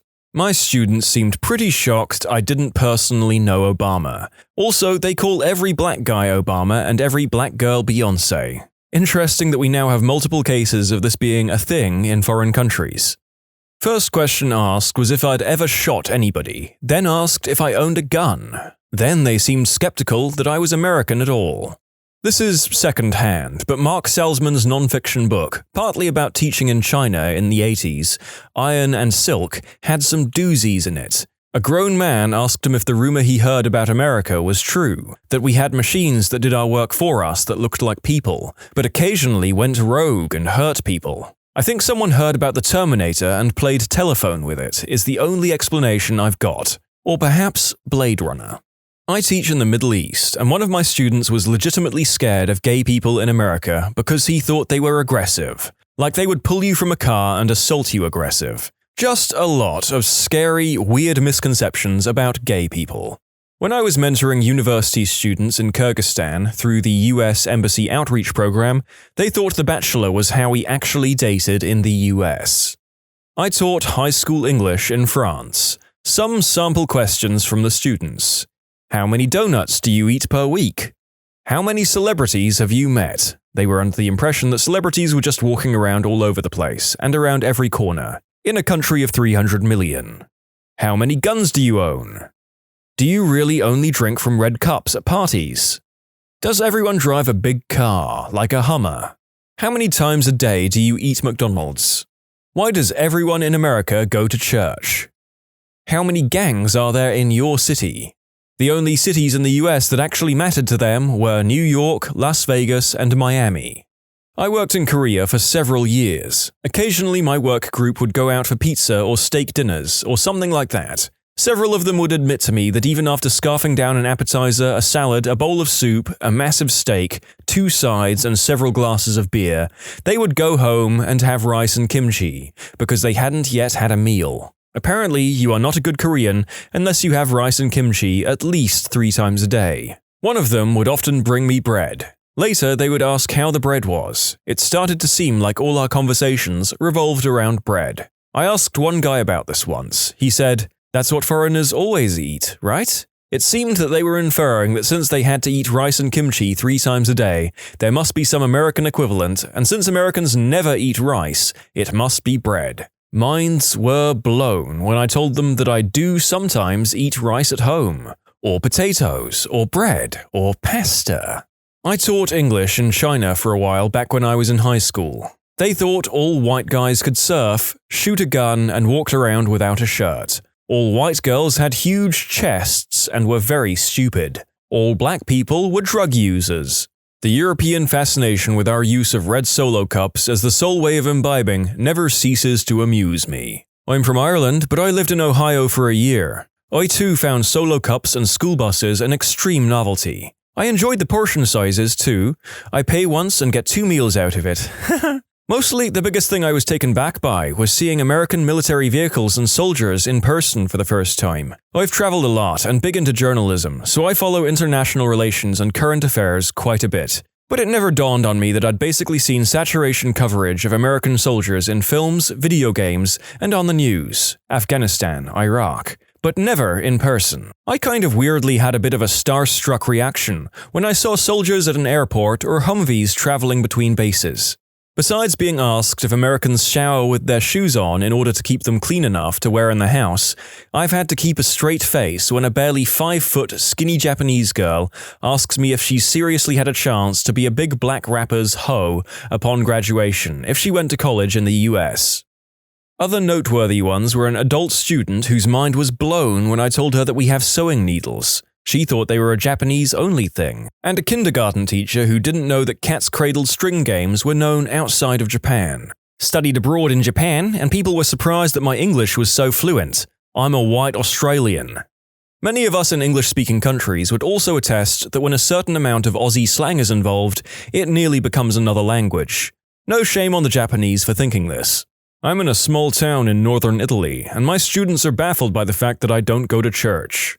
I taught English in France for a year. One day, one of the kids made a comment about seeing me out running over the weekend. The kid sitting next to him goes, "Well, how did you see her if she lives in America?" The teacher was like, "Wait, what?" Turns out this one kid thought I flew home to the US every day. This was a 4th grader. I'm an American in Europe who TAs, and most things are from movies. Super unsafe, callous people, everyone has a gun, women sleep with anything that moves, etc. When I ask, say, a German if I should then base my opinions on how they are shown in movies, I get a look of horror followed by one of understanding my point. Wait, you mean all Germans aren't lederhosen-wearing, beer-drinking yodelers? No, that's Bavaria. It's the Texas of Germany. Not a teacher, but I'm from Tornado Alley, and a group of students in New Zealand ask me, "How do you get to school? Aren't there just tornadoes everywhere? It must be so scary." Apparently they thought that there are tornadoes everywhere all the time, and you just drive on the road like, "Oh look, there's 3 tornadoes out today." Not just an American thing, but one of my teachers was in the Peace Corps back in the day and went to the Philippines. She said that all the kids thought that snow grew on trees because the only snow they'd ever seen was in pictures. Women sleep with anything that moves. This is an American stereotype? I thought we were looked on as prudes in Europe. Ethiopian children didn't believe I was American because I'm not blonde. Black people are made of chocolate. I almost didn't want to correct them. They prefer the term delicious Americans. Introducing myself to my middle schoolers in France. Where are you from? I'm American. But you are not fat? I was asked, why is most of the world America? Me. Huh? What do you mean? You know, North America, South America, Central America, Latin America, United States of America. He was from a very small place in South America, so he scrounged up a world map and talked about it for a few hours. A kid asked where my gun was and if my horse was outside. One of the takeaways from the other stories seems to be just how many people outside of America think that GTA is a depiction of everyday American life. It's just so nice to see someone base their image off Red Dead Redemption instead. I work in the Middle East, and I got a lot of casual N-word dropping, I think because the students hear it in gangster movies and pop culture, and think it's just commonplace. They have no idea that it's even slightly taboo.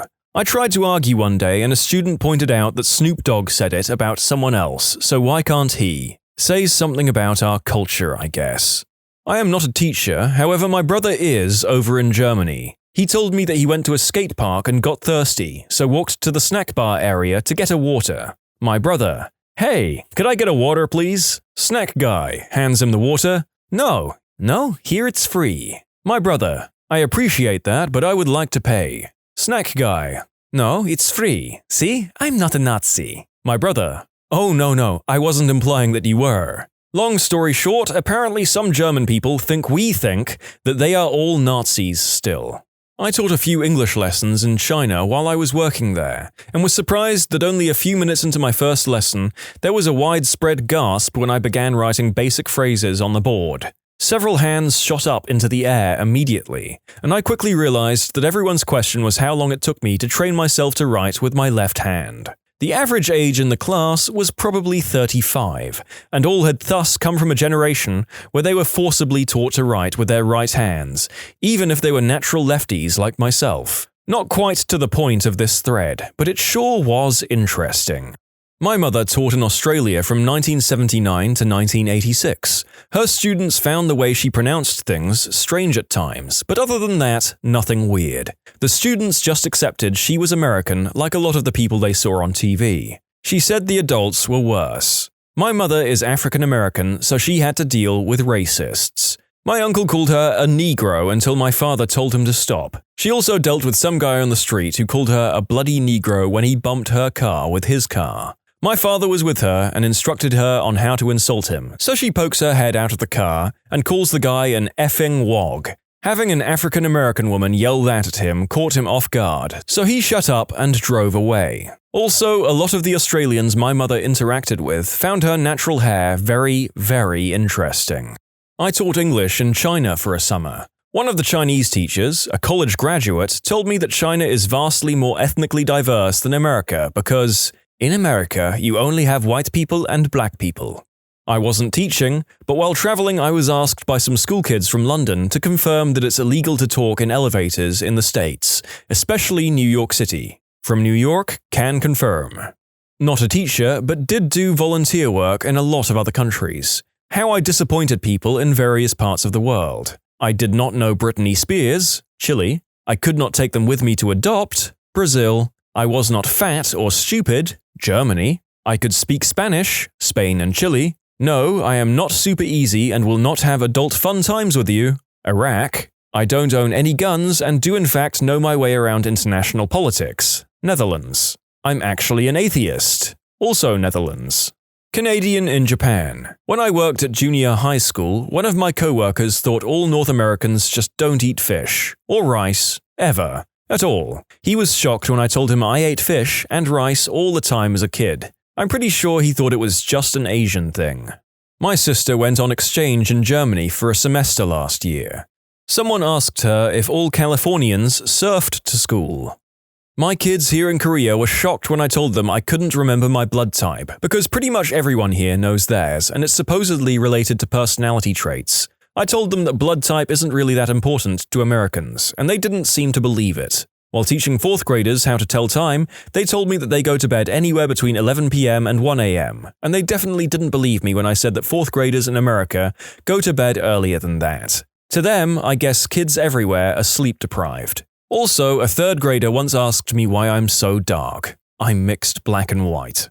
Not a teacher, but I had a friend in Germany while I took German. We exchanged papers and edited them for each other for our foreign language class. Apparently, her English teacher said that all American schools start at 9 in the morning. I lived in a rural area at the time where we started at 7:30. It took her a while to believe me. I taught in Mexico for a brief period of time. Here were a few of the odd misconceptions. My students couldn't believe that I grew up without a maid and that I had to work through high school and college. They thought that even the poorest people lived in nice houses and owned laptops, smartphones, nice cars, etc. They didn't seem to believe that food insecurity and extreme poverty existed in the US. Thanks to Hollywood's racist portrayal of black Americans, my students seemed to share the idea that most black Americans were gun-toting thugs. Some of them even said they would run the other way if they saw a black person walking down the street.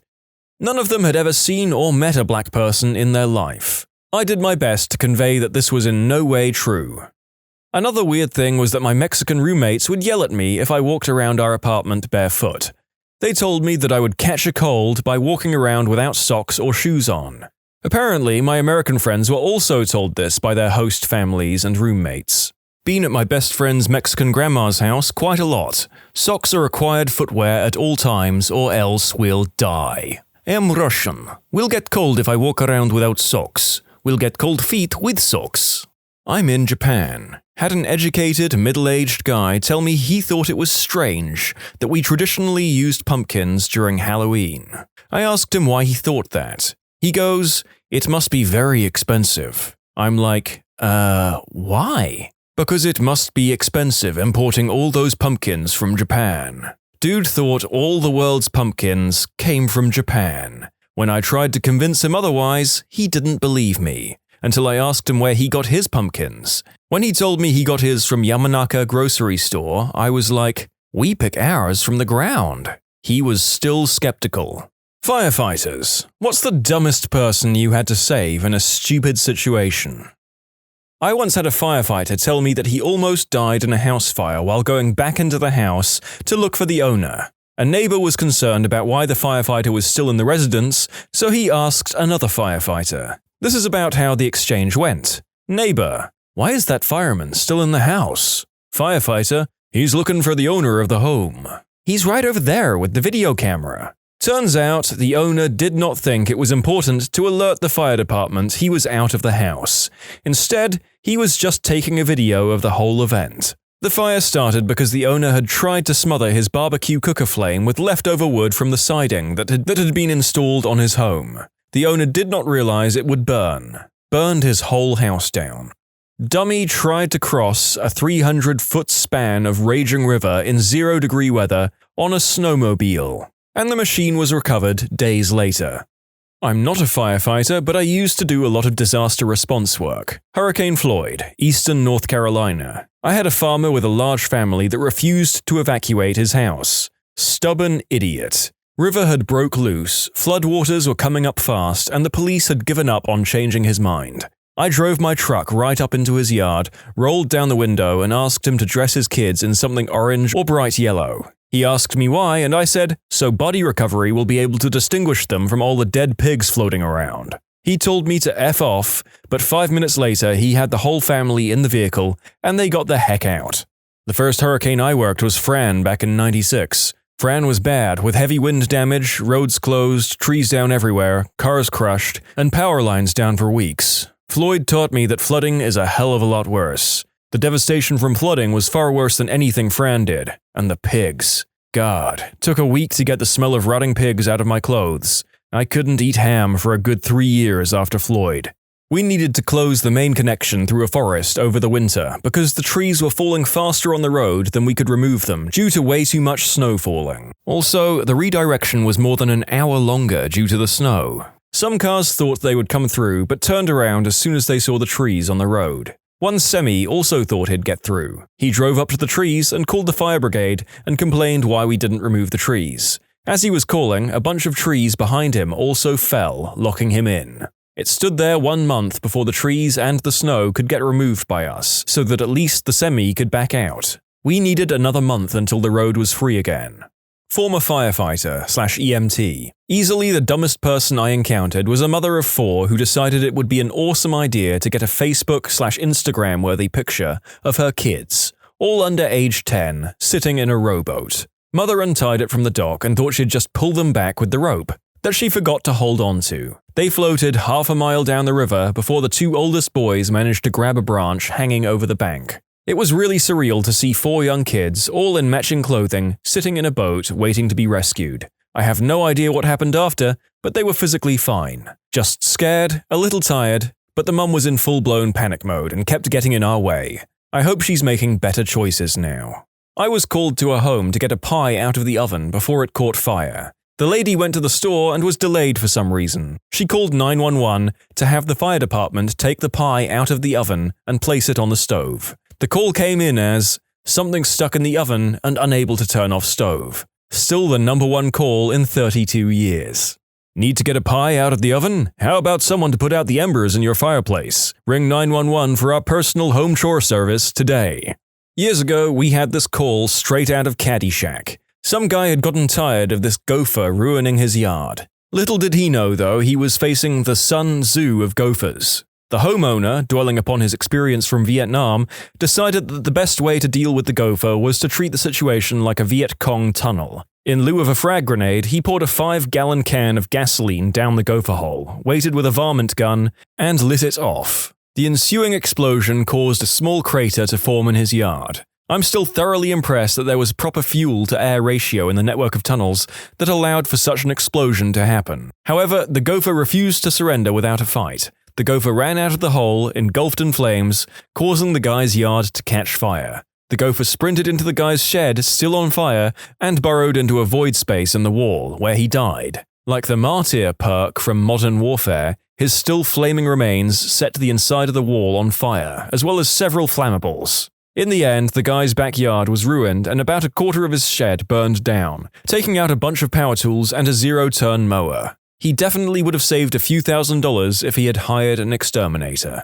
I'm not the firefighter, but my brother's wife at the time was. There was this massive structure fire at a barn in town that drew out nearly every truck in the general area, like 3 towns worth of firefighters trying to get this thing under control. During all of this, there was some lady who continuously called 911 asking over and over again, "What's going on at the farm up the road?" According to her, this woman would have to be a complete moron not to realize what was going on, as the fire could be seen for miles. Fast forward later into the night, and one of the ambulances on scene suddenly leaves. Obviously not normal for this sort of situation, but there isn't much time to question it. Fast forward still, and as things are finally starting to calm down and are under control, one of the volunteers on the original ambulance comes over in his own car and shuffles sheepishly over to her and the chief of their department. He tells them that there is a woman a little ways down the road who called the ambulance, hence why they left, and requires a lift assist, but absolutely refuses to let the EMTs do it. No, it has to be a firefighter. My brother's wife, seeing that the other departments have things under control, goes with the man to see what's up.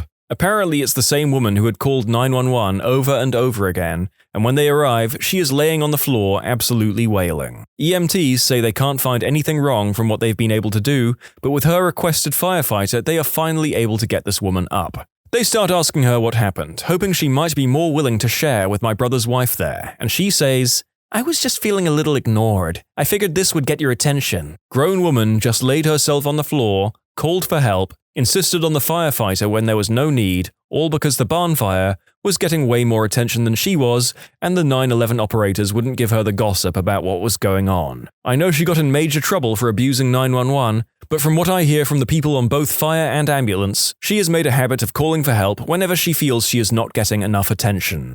I was a Navy corpsman, so this one is probably a bit of a reach, but whatever. Marine comes to sick call with seriously beaten up eggplant, like lacerations, bruising, thing was really messed up. Asked him what he did, and he insisted that what happened was that he had a surprise boner and it hit his zipped up pants zipper and basically went all garbage disposal on his junk. Dude would not drop this narrative no matter how many times we told him that this just doesn't happen. Finally, Doc, the actual MD, comes in and tells him enough of this crap, yada yada, writes him up for malingering, need the full story. Dude jammed his wiener into the back of a computer tower. According to him, there was an opening back there, probably because old PC towers in the Navy routinely had stuff swapped out and they didn't always cover openings when things were removed. So, because he was an effing donkey, he stuck his finger in it and felt a light tingling sensation as his skin made contact with something electrical. So he took the next logical step and whipped out his eggplant and shoved it in the back of his computer.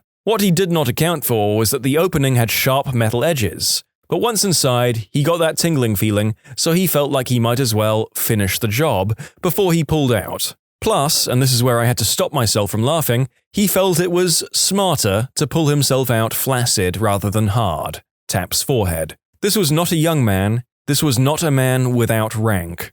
The men and women in charge of the defense force of your shores, America, sleep soundly at night knowing that there is no threat they won't investigate from every possible angle. 2 I can recall, 1 specific. The specific one was a young girl around teenage years who decided those toddler swings with the seat you stick your legs through like a little basket so the kids can't fall out was made for a teenage girl. She got stuck and lost blood flow to her legs. We had to cut her down and get her to the hospital to have it safely removed due to it basically becoming a tourniquet on both her legs. The other is general, but it's people who didn't wear a seatbelt and the people they killed as a result. You have less control of a vehicle when you're not being held in place, so those wrecks are more common as the first sign of trouble your butt moves in the seat and reduces your ability to control the vehicle. You also become a projectile. If you're lucky, you only kill yourself. If you're not, you wind up bouncing around and killing a passenger. Also, the leading cause of partial ejections and re-entry to vehicles since nothing was holding them to the seats. So many times I could have just been there cutting someone out of a seat and them being barely beat up, but instead they had been scalped and died, or hit their kid, or spouse, or family member, or friend, and killed them. One in particular I remember was a large man not wearing a seatbelt in an overturned truck. He woke up while we were working on him cutting the passenger side up to get down to him as the vehicle was on its side, driver side down. He kept asking us how his son was. At first, we didn't get it. Then we realized he was laying on his 15 to 16-year-old son, and due to the man's size, we didn't see him. The son was wearing a seatbelt, but he died because his father smashed into him and smothered him to death while we worked, rather than just wear a seatbelt extender so his seatbelt fit. Also, don't lie to us about if you wore it. Your seatbelt won't fire the pretensioners if they are not engaged in the slot. They are designed that way. There is a circuit that is completed by the belt being clicked in place, which is also how your car knows your passengers are wearing a seatbelt or not, and sets off that obnoxious alarm. There is also a sensor in the passenger front seat of most modern vehicles to detect the weight of a small person, which is why your sodas or pizzas, or whatever, set off the alarm. Just wear the gosh darn seatbelt and don't lie. If you were wearing it, I won't be able to pull tons of slack on it when I arrive. Guess what goes in the report as the determining factor your insurance sees as to if you should have your medical covered as a result of the accident? Yep, I don't know what they do with the information, but I have to write that on the report. It wasn't really his fault, but we had an old guy in a nursing home get his balls stuck in a shower chair.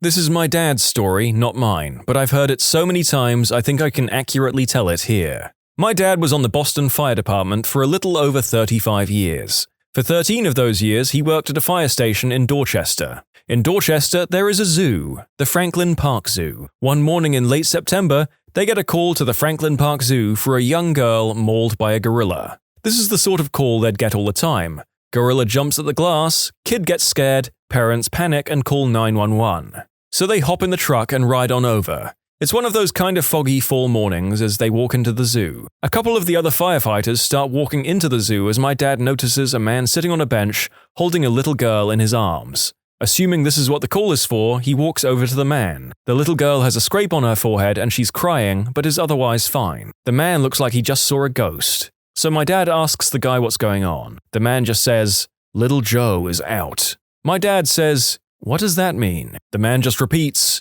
"Little Joe is out." So my dad says, "Who the F is Little Joe?" Little Joe is a 500-pound adolescent male silverback gorilla, loose in the streets of Boston. It's right about now my dad realizes that he's not exactly qualified to handle a gorilla. But he doesn't know who to call, so he calls everyone. 2 minutes later, the fire chief shows up, not knowing what the call was about yet, and jumps out of his car saying, Mark, is this about an effing gorilla?" My dad says, "Yeah, but how did you hear that?" The chief says, "He's standing at the bus stop on Seaver Street." Now the SWAT team shows up, hats on backwards, M16s in hand, and my dad, being the smart ass he is, looks at the sergeant and says, "Hey, I don't think this thing is armed." He caught a bit of flack for that later on. Animal Control and the SWAT team worked together to take down Little Joe. It took 14 tranquilizer darts before he finally went unconscious. Little Joe is still alive and well at the Franklin Park Zoo. The gorilla had clearly seen the film Madagascar and was attempting to emulate the animal's escape and waiting for the bus. I think we can all feel a little better knowing it didn't get gunned down by a SWAT team. A motorist had a bad alternator and the car died while they were driving. The electric lock control stopped working. We were dispatched for a person trapped in a motor vehicle. On arrival, the advice was to manually lift the lock knob. You can easily tell the ones who will not survive the first 24 hours of the zombie apocalypse. Reading your story reminds me of one of mine. Called to a lockout. Get to the location and am met with, "We just need a jump start," and think, "Okay, wrong call." Get out the cables and ask them to pop the hood. "Oh, we can't. We're locked out." Driver is holding keys in hand. Passenger window is down. I start backing away, assuming some kind of theft scam. They actually thought they were locked out because the key fob wasn't unlocking the door. It turns out the fob battery had died. Showed them how to use the key after checking ID against the registration retrieved through the open window. Vehicle battery was not dead. Firefighter/paramedic in suburb of Phoenix. Had to transport a guy to the ER because he was constipated. His wife tried to dig it out with a wooden spoon. Spoon got stuck and hurt to move it. Walked in and there's a 250-pound man, butt naked, lying on his side, with a huge wooden spoon stuck halfway up his butt.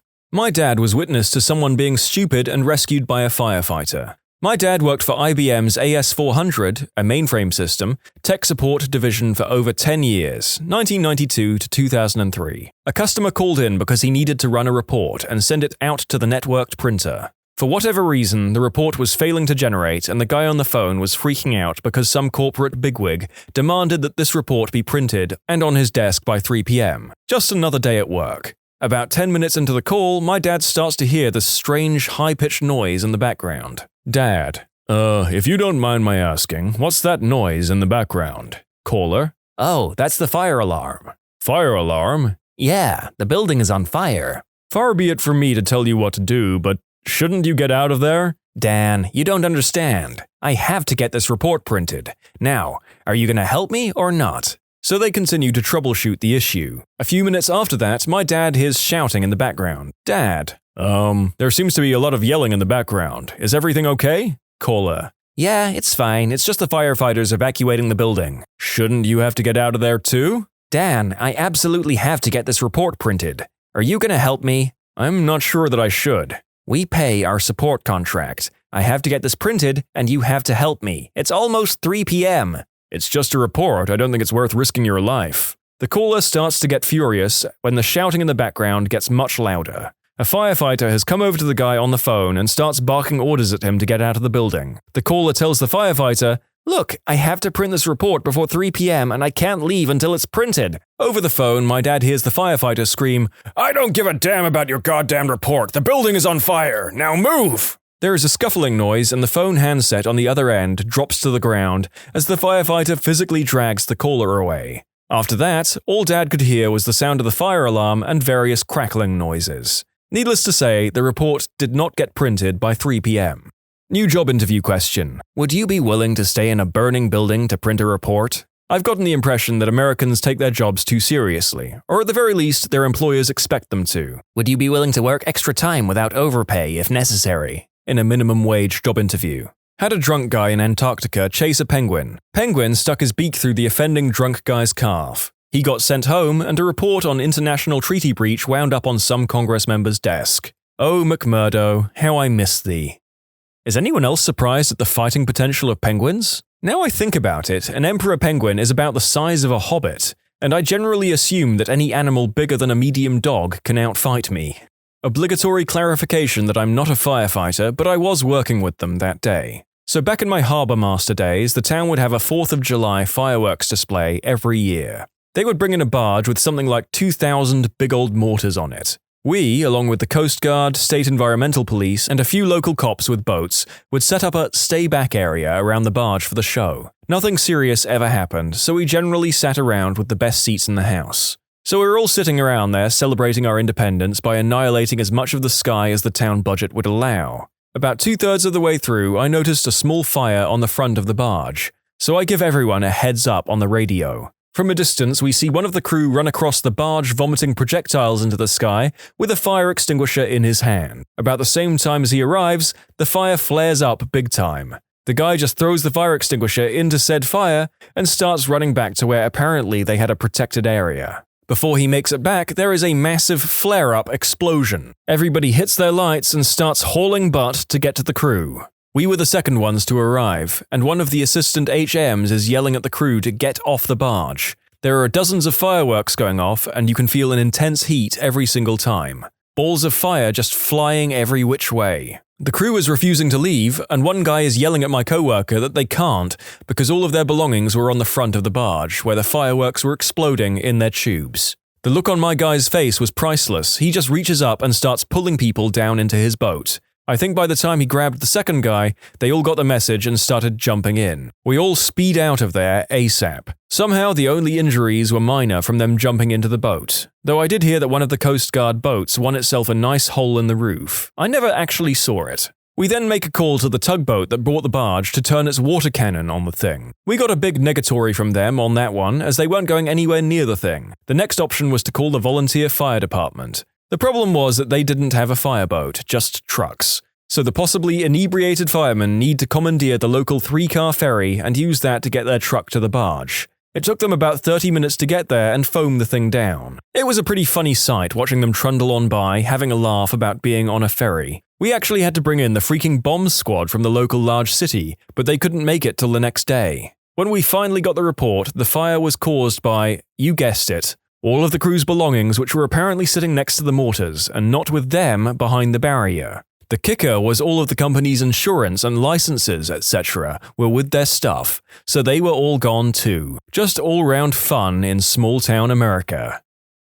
What's the most MacGyver solution you've ever pulled in real life?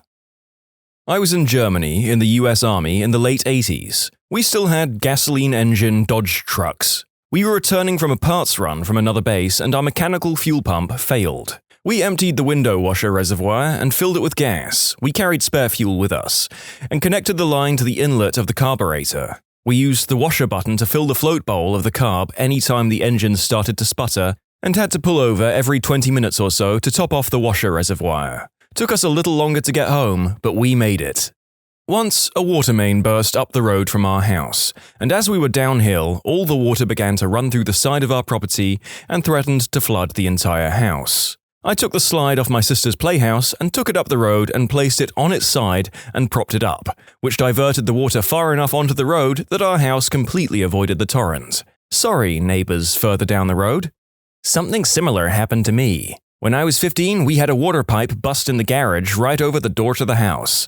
I shut off the water at the street and then proceeded to try and unlock the door and enter the house. Broke the key off in the door. Apparently, it was already unlocked, but swollen shut. I was already in the garage with duct tape, zip ties, and WD-40 well in reach. I grabbed our chainsaw and cut the door in half. Let's just say my mom was not as impressed as I was. The second water main story is less of a MacGyver story and more of a Kool-Aid Man entry. But you do you, Chainsaw Man.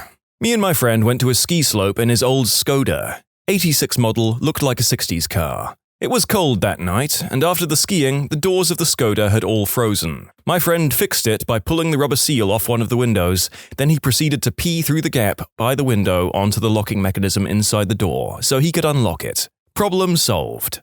I think MacGyver would have been way better if he peed on stuff in every episode. MacGyver, the Bear Grylls years. It wasn't me, but my captain. We were fishing near the Chesapeake Bay Tunnel complex, and it began to get pretty rough, so we started heading in. About 5 minutes later, something obviously goes wrong with the engine. Investigation quickly shows the belt had snapped. The engine was a Chevy 350 small block from the 70s. It is getting rougher with each swells passing. As we hurry to don life vests, our fearless captain drops trow, removes his tighty-whities, and proceeds to make a belt out of the elastic band. 2 minutes later, we are steaming back to port, thanks to Captain Commando. On a San Francisco to Paris business flight about 10 years ago. 1 hour after takeoff or so, a flight attendant announces the AV system is down and the 400-plus passengers won't be able to watch any movies for the remaining 10 hours. The passengers suddenly look like someone just died in the plane. I don't care. I'm reading that really good book. After a couple of hours, I am getting tired of the book though, and well, since I am a video engineer, propose my services to the head steward to take a look at that video system of yours. The thing won't power up. Okay, it's rack-mounted. 4 screws off with a plastic knife, reseat it inside its rack, which is a little bent by using some folded cardboard, no power cord, it's power on contact, shake it a tad, screw it back in, push power button, ta-da! The thing is back to life. The steward announces to the whole plane the great news. I am a hero and get free champagne for the rest of the flight. I walk back under heavy applause to my seat, saluting my 3 clients seated a few rows behind me. I am the mother-flipping hero of Flight AF 480. The end. Just yesterday, I used a small rock, 12 inches in diameter, and a metal rod, heavy steel, 6 foot long, to move a 1,000-pound boulder using leverage. My family was about to start looking to hire a bobcat operator. They all thought I was some kind of wizard afterwards. Give me a lever long enough and a fulcrum on which to place it, and I shall move the world. Archimedes. My clutch failed in the middle of nowhere. Upon inspection, I discovered the slave cylinder had a leak. In my trunk, I had these items: electrical tape, window cleaner, water, zip ties, small socket set. I did not have any brake fluid, also used for hydraulic clutches. First, I wrapped the leaking line in a double layer of electrical tape. Then I lined up some zip ties along the patch and pulled them as tight as they would go with some pliers. Now, to figure out how to fill the fluid, I had the window cleaner spray bottle and some water. So I removed the sprayer part, stuck it in the water, and primed it out. Then I just sprayed that sucker like my life depended on it to get as much water as possible out of it.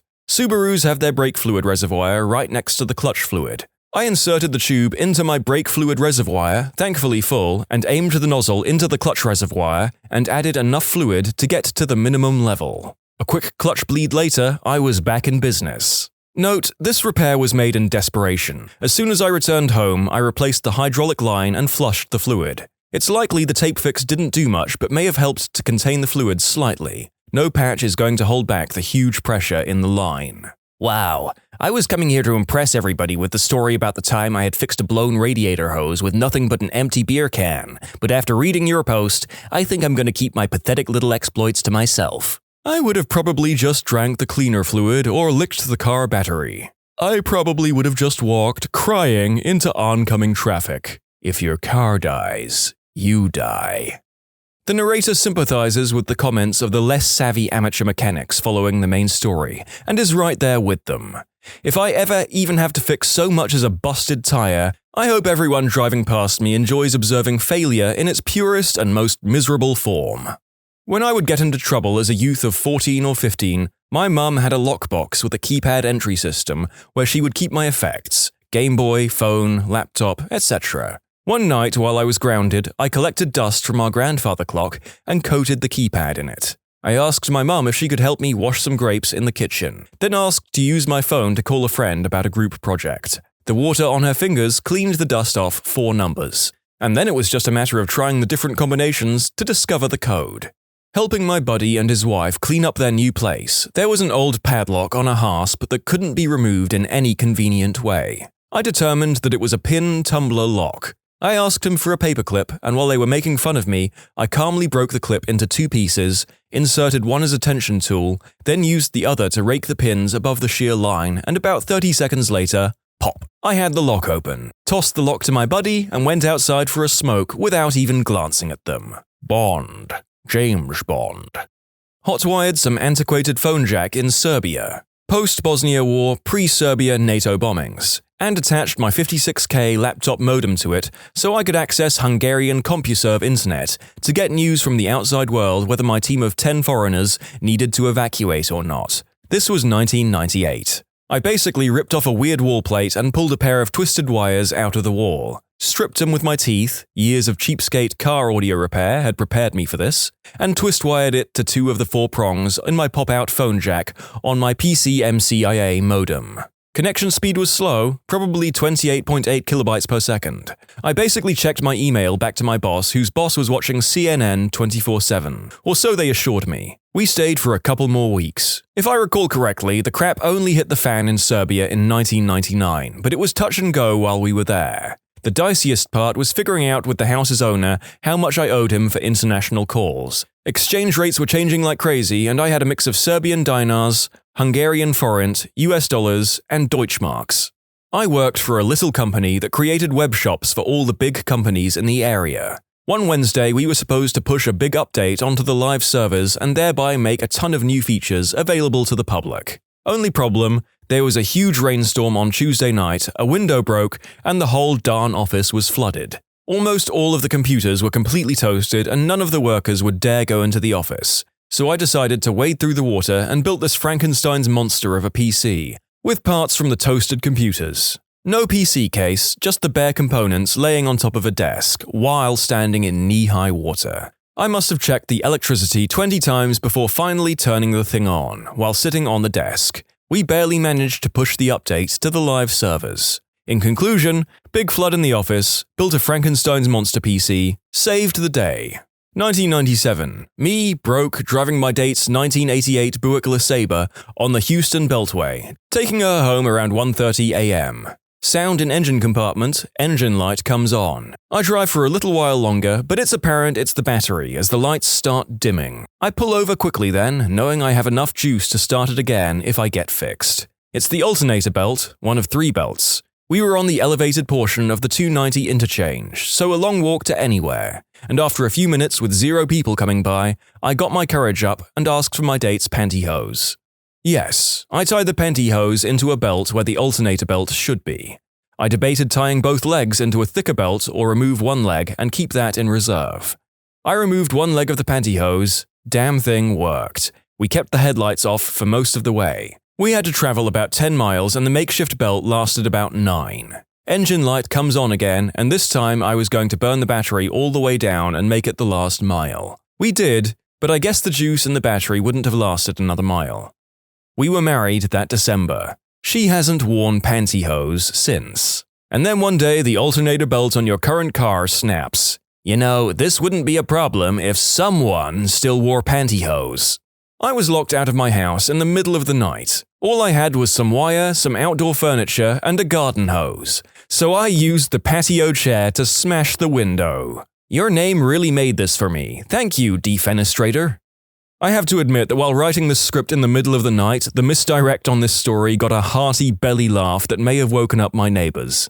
When I was in the army, I was well known as the guy in the unit who knew about computers. This was 1993 or so, and I had a computer in my barracks room. Ran a BBS, actually, but hardly anyone else had much experience with anything more complicated than a TRS-80, if that. I was assigned to the battalion operations office, and we had a Zenith Heathkit 80286 machine that ran DOS, and was used to make Harvard graphics slides so that officers could brief other officers. It also had some kind of primitive RDM BS, Powerbase or something, I think. Anyway, one Saturday morning I got the CQ, charge of quarters, banging on my door. It's like 8 in the morning and I like to sleep in on a Saturday. The CQ says, "Captain wants to see you, Linz." And I'm like, what the frick did I do? Captain is the intel, not really in my chain of command or hierarchy. So I hustle my butt down to the operations office in my PT uniform, and Captain is sitting there, looking forlorn. He explains that the computer is locked with some kind of password, and he really needs to get into it so he can finish a presentation deck. I was confused because I didn't set a password, and hardly anyone else used the thing. I turned it on, and some kind of primitive BIOS computer password prompt comes up. So I pull out the manual. Going through it, it says that if the password is lost or forgotten, to send it to them and they'll reset it. I think to myself, they must have a simple way to do that doesn't involve replacing the entire board or doing something expensive. So I pull the case open and look around. I know some electronics and recognize the memory chip. This was long before DIMMs in a DIP socket. It's the only thing not soldered to the board except the CMOS battery. I go to grab the Sergeant Major's toolbox from his office. This is not a nice, indoor set of tools. This is a paratrooper Color Sergeant Major's toolbox. It's crusty, nasty, and half the things in it are rusted and dirty. Everything's functional, but you wouldn't think about getting this stuff into a computer. I grab a pair of rusty old pliers, wipe them down to get the dirt off, and while this captain is practically losing his mind, he knows he'll have to pay for the computer if I break it, I yank that chip out, fire up the machine, and it works fine. No memory chip, no password needed. I was a fricking god after that. Me and 2 friends locked ourselves out of the house. Looked through the letterbox and saw keys sat on a telephone table at the far end of the hallway. Rang locksmith. £100 to come out. Headed to the garage and found bamboo canes, duct tape, of course, and an Allen key. 5 minutes later, we have a 21-foot pole with a hook on the end. Fed it through the letterbox, hooked the keys, carefully lifted them through the letterbox. Danced. One time I was camping, and after firing up the grill, we realized that we did not have a spatula. As a solution, I shoved a beer can over the end of a stick and smashed it with a rock. It worked like a charm. Repaired a laser missile tracking system in Balochistan on a hot 130 Fahrenheit day with a Swiss Army knife, leather belt, wire coat hanger, and a pocket handkerchief. Damn circuit had shifted. Opened it up with the Swiss Army knife, used wire to jumper the melted connector, leather to insulate, handkerchief to tie it all up. Passed the launch test. Went back and fixed it with actual tools and spares the next day, but I felt like Angus all day. I was on a date once and I had a rusted 1974 Impala. I had to unstick the butterfly valve on the carburetor, so I used my mascara wand to unjam it. Wow, 4 marriage proposal comments answering this story today. Not too shabby. Sorry guys, getting married in 20 days from today. I understood maybe 10% of the words here and I'm still oddly turned on. I'm a straight woman and I swooned. I'm a lesbian and I doubly swooned. First at the 1974 Impala, then at her. Female watchers, we appear to have stumbled upon a surefire way to make everyone fall in love with you. Now go brush up on those mechanics. When I was 14, I went to visit my grandparents for a week, as I did every year. Being old, they didn't do all that much. Most evenings revolved around NYPD or Law & Order and eating pound cake with cherry ice cream. I don't like cherry ice cream. Anyway, they had one of those old-school cable boxes with the buttons and the knob and 3 rows of channels. Also, being old, my grandparents went to sleep by 11, leaving my pubescent and hormonal self to explore the house for, as I've always called it, jerk material. Fap material in the parlance of the times today. There was a Sears catalogue that likely had my fingerprint on every page, along with other bodily markers and fluids. My imagination, I use that a lot, kids today don't realize, but we used to go around taking mental snapshots of every single female chest and piece of exposed flesh we could to store it up and use it later during our alone time. And of course, scrambled softcore adult flicks on channels my grandparents would never subscribe to. One night, frustrated by the lack of material to inspire my 5th stiffy of the day, I experimented with the cable box. And let me tell you, I hit proverbial gold. I found that if I pressed down 2 channels next to the scrambled channel and then fiddled with the tuning knob, I could almost get a clear picture with real girls that had real bazongas that were really exposed. Sure, sometimes it would get into a negative picture, and sometimes, right at the point of teenage euphoria, it would scramble really bad and I'd lose my stride and need to get started again. But it worked, and it worked well, and to this day, I will never find success rigging something like I did with that cable box. I was the same way as a kid. I put so much effort into scrounging up spank material. As a horny adolescent back in the 90s, I didn't have internet or access to adult flicks, save for a lone Playboy that I wore out over the course of a few months. But I did have HBO and a VCR. I would figure out which movies had scenes of nudity and when they took place. Then I'd look to see if the movie was playing late at night, when everyone was asleep.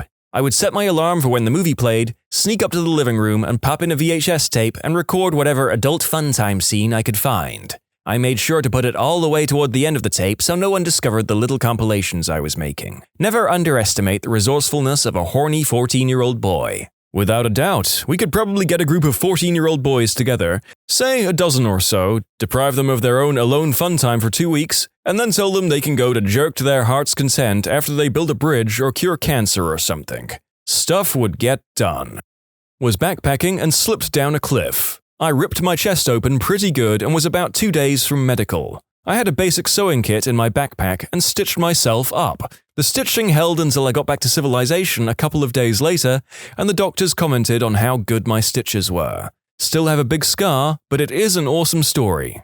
I actually held part of a submarine together with duct tape for an entire deployment. Seriously, not kidding. It wasn't the actual shaft itself, but there was a piece of it that broke and we didn't have the parts to repair it. Without those parts, the shaft itself would not be able to rotate without becoming irreparably damaged. So we used duct tape to rig it so the shaft could rotate freely, and then instituted a series of checks to make sure the rig, which was meant to prevent seawater leaking in, wouldn't leak too much. It did leak a lot, but we could just pump the bilge water overboard without a problem. Yes, I am American, and no, I will not say which submarine. I was like 17 and the school day had just ended. Everyone was in the parking lot getting ready to leave. A girl I liked couldn't get her car started, so I went over to try to help. I don't know much about cars, but I saw the battery had a lot of corrosion on the terminals, and when I popped open the battery, noticed it was pretty dry. There was a little kid nearby, so I gave him 50 cents and told him to go get me a Pepsi without giving a reason. I used some of the Pepsi to fill the battery cavities, and some to completely clean the terminals. The car started right up after that. It only took half a can, so I finished the rest. 'Cause, I was 17 and didn't realize that something that can do that to a battery might not be the best substance to ingest. Anyway, I'm pretty sure this is what led to my first post-high school job, designing airplane parts with her dad's company.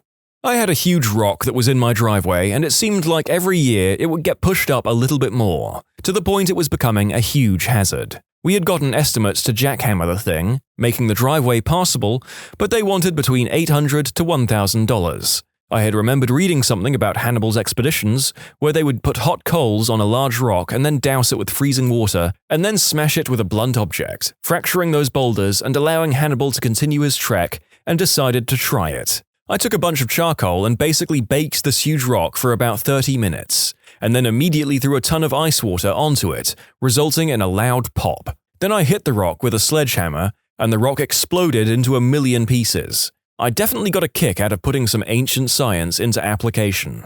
A few years ago, my roommate, who wasn't on the lease, lost his job and bailed on me. Needless to say, this left me in dire straits. I got behind on bills and the electricity was promptly turned off. Cue ingenuity. The apartment complex had 2 light bulbs outside each door that came on each night on a timer. To cure my infinite boredom in a dark house, I brought a couple of those screw-in adapters that turn light sockets into standard power outlets, plugged extension cords into them, and ran them into the house. Bam! I instantly had television, a lamp, a fan, and could charge my phone, and all on the complex's dime. Not my proudest moment, but it felt pretty crafty. I lived in a 3rd-floor apartment with a key-coded foyer door and a keyed apartment door. That day was spent at an outdoor festival, and by the time I came home, the combination of sun, dehydration, and exhaustion, plus the little bit of beer I had before sobering up and venturing home, had me struggling to stay upright and not vomit. Unfortunately, right around that point was when I realized my apartment key was no longer on my keyring. Cell phones are notoriously unreliable at this festival, and even if I could have gotten in touch with my friends, I'd lost it in a relatively wide patch of grass. There was no way that key was coming home. Convinced I was about to spend the night in my laundry room, I found a piece of rusty wire in the parking lot and picked up my apartment's lock. It took about 15 minutes. More distressing than the ease of entry was the fact that no one asked why the disheveled, wobbling girl was in the hallway picking a lock. Gentlemen, what was your most embarrassing half-mast story?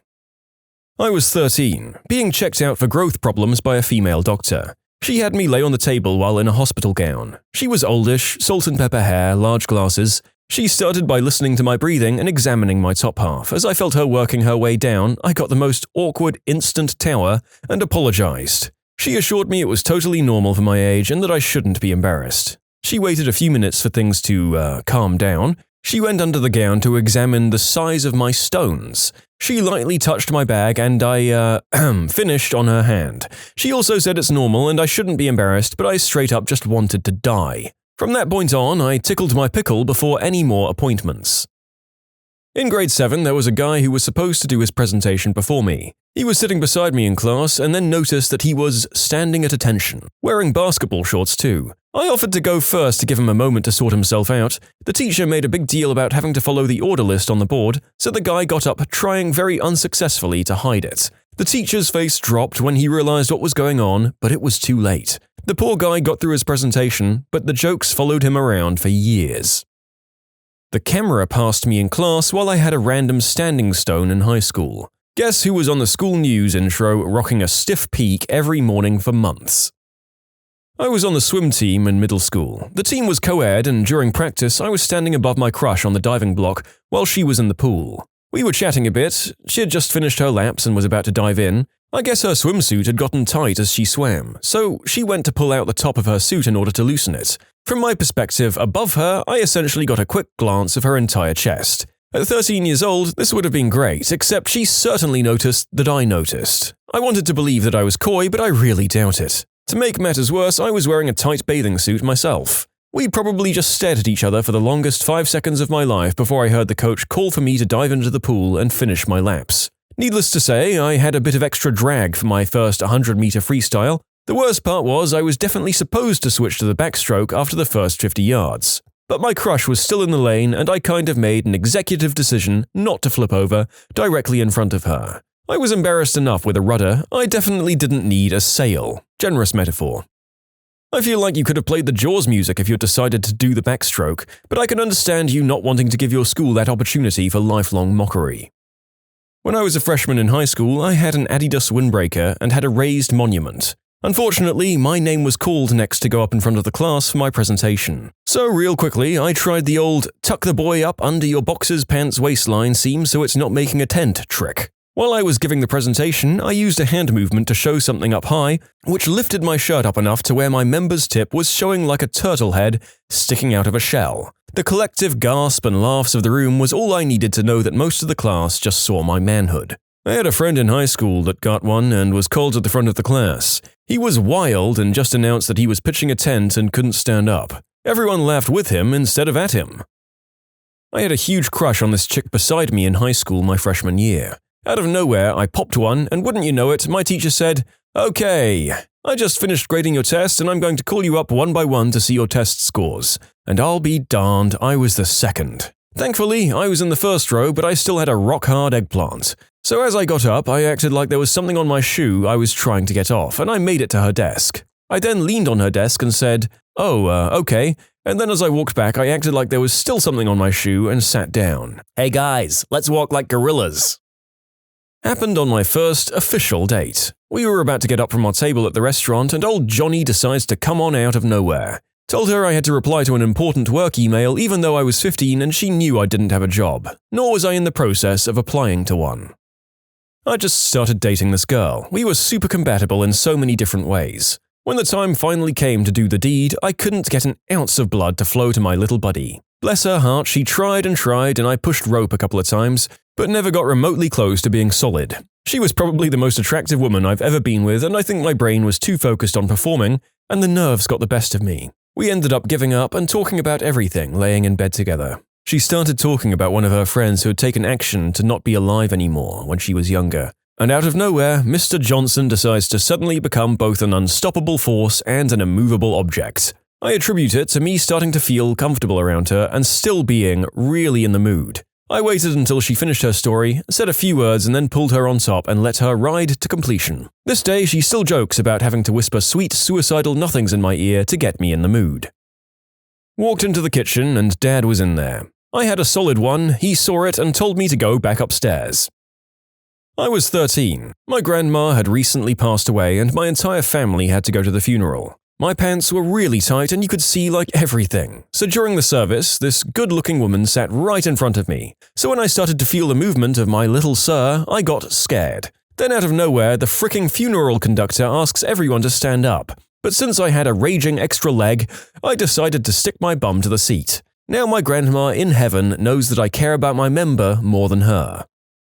It was my sophomore year in high school. Me and a classmate, a girl, were going to do a presentation on plants for our biology class. The teacher gave us a couple of minutes to reflect on what we were going to do. He let us move around the class and sit across from each other on a table. Me and her were sitting across and she puts her legs on top of mine. She was short, kind of imagine someone putting their feet on a table while sitting. This was during the first days of May, so it was warm and everyone had summer clothing. We were both wearing shorts and she had sandals on too, so I was feeling her bare skin. I didn't necessarily have a crush on her, but I thought she was kind of hot. As she starts moving her feet around, my legs, like playing but not intentionally trying to be seductive, it happens. Thank God she didn't feel it because it was there and her feet were dangerously close to my downstairs area. The teacher called us to present, but I asked for another 3 minutes, saying we weren't ready, for obvious reasons. I did get rid of it before I presented. I wanted to tell her, but I feel like she might think it's creepy, which it probably is. Had to do the old waistband tuck right before walking out on stage for the first time as a 12-year-old in the middle of a school production of Anne of Green Gables. I know a guy who, while on tour, woke up in the van with a mid-afternoon stalagmite when they stopped at a gas station. He did the old waistband tuck to go in and grab a snack and drink. Turns out he misjudged some geometry and also his shirt didn't quite reach his waistband, so he had some helmet poking out. Following a groin injury, got an ultrasound on my junk from a cute nurse. Resistance was futile. Similar thing happened to me. Hot female technician did an ultrasound on my family jewels. Humorous now only because it turned out I didn't have cancer down there. Warm gel, attractive female. Yeah, no way to avoid it.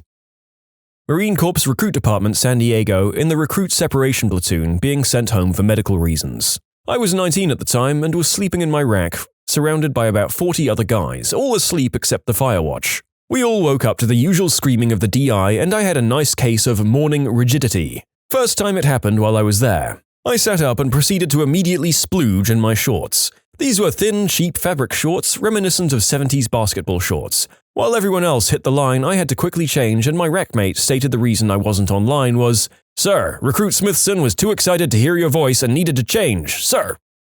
Oh God, well I'm sure that your colleagues were nice and understanding about the fact that these things happen and didn't make your life a living misery for the remainder of your time who am I kidding, they definitely did. I just went through the MCRD San Diego, can confirm that random morning stuff loves to show up at the worst times. Had a dude in my platoon get a rager during hygiene inspection one night. It was the hardest time of my life trying to keep my bearing, while the entire time the DI is screaming, "Put it away right now! Get it out of my sight! If light wasn't coming up so soon, I'd have you transform into Jack Black on the quarterdeck." I knew exactly what my drill instructor was talking about, so I proceeded to lose all of my crap. Not everyone understood what he meant. I was in a job interview with my current boss and 3 other people. I was doing a board test, where I work as a teacher, and a board test is when you teach a class based on random topics the interviewers give you, so they evaluate your teaching skills. During it, I got the most random full-mast ever. My boss realized, and all I said was, "That was a hard one. I meant the test, that's what I was trying to say," and she couldn't keep a straight face after that. "He became your current boss? Looks like you really stood out from the other applicants." Pizza delivery. You know how awkward it is to walk up to a house holding pizza and an upright soldier? It's bad. Made it worse when the girl asked if it came with the food. This morning I was having breakfast at the Midtown Diner. The bagel was delicious and the coleslaw couldn't be finer. I got a weird look from the waitress as I asked her for the check. I looked down and realized I was inexplicably standing to attention down there. While I've had my fair share of embarrassing raised flags, the worst debacle I've ever seen happened to a kid from my school on the bus. Basically, he and his friend were standing on a cramped bus and then the bus jolted and the kid's reinforced tower slammed hard into his friend's behind, and right at that moment, the stabber let out an accidental suggestive moan. The pandemonium that followed was majestic. The friend shouted that this guy had a hard one and all the kids from my school began to chant the word for it. He had the most mortified expression on his face. It was funny as frick though. You can submit your own stories to be featured here on the channel. The story submission link is in the description below, and if you want to listen to some vibey music in the background, check out easymode, also linked below, and subscribe. High school junior. I took swimming class as my gym class for that year. Without objectifying too hard, all the girls in the class were really good looking and I was a teenage male. I was particularly fond of this one girl that we will call Alexis. Teacher decides to separate us into 3-person teams and have races, where the teacher decides to call out the stroke she wants you to use as you jump in the water off the diving block. And wouldn't you know it, I got teamed with Alexis. She went first, and as we were lined up, as much as I want to say I was a gentleman, I was just fixated on her butt. Right before she dove in, she turned and said, "Try to keep up," and tossed me a wink, and that's all it took. Bathing suit rager inbound. That wasn't going away anytime soon. It was my turn on the block next. As I dove in, I heard the teacher yell, "Backstroke!" I hit the water and thought that there was no way I was swimming on my back looking like a submarine with the periscope up. I swam freestyle and figured I would play it off like I didn't hear the teacher. The entire lap I only thought about my burning lungs and Sally Jessie Raphael, the unattractive morning talk show host, to get it to go away. Even faking a leg cramp to delay getting out of the pool. Bullet dodged, but my gosh, that was a close call. You weren't on a fricking stealth mission with that one, my dude. I was in high school sitting on the bus and I had a chick that I had a crush on. She was standing, so I cracked a joke like, "Your legs seem tired, I've got a seat for you." Told her she could sit on my lap and she took the offer. Somewhere between her contemplation and her sitting, my soldier took to salute her company and, well, she introduced herself to the soldier. I had this happen when I was a cocky as frick freshman. A girl that was either a junior or a senior was complaining that she wanted to sit close to her friend, who was across the aisle, and I go, "You can sit on my lap if you want," as a joke. I would have moved if she'd asked me to move because I was a wimp.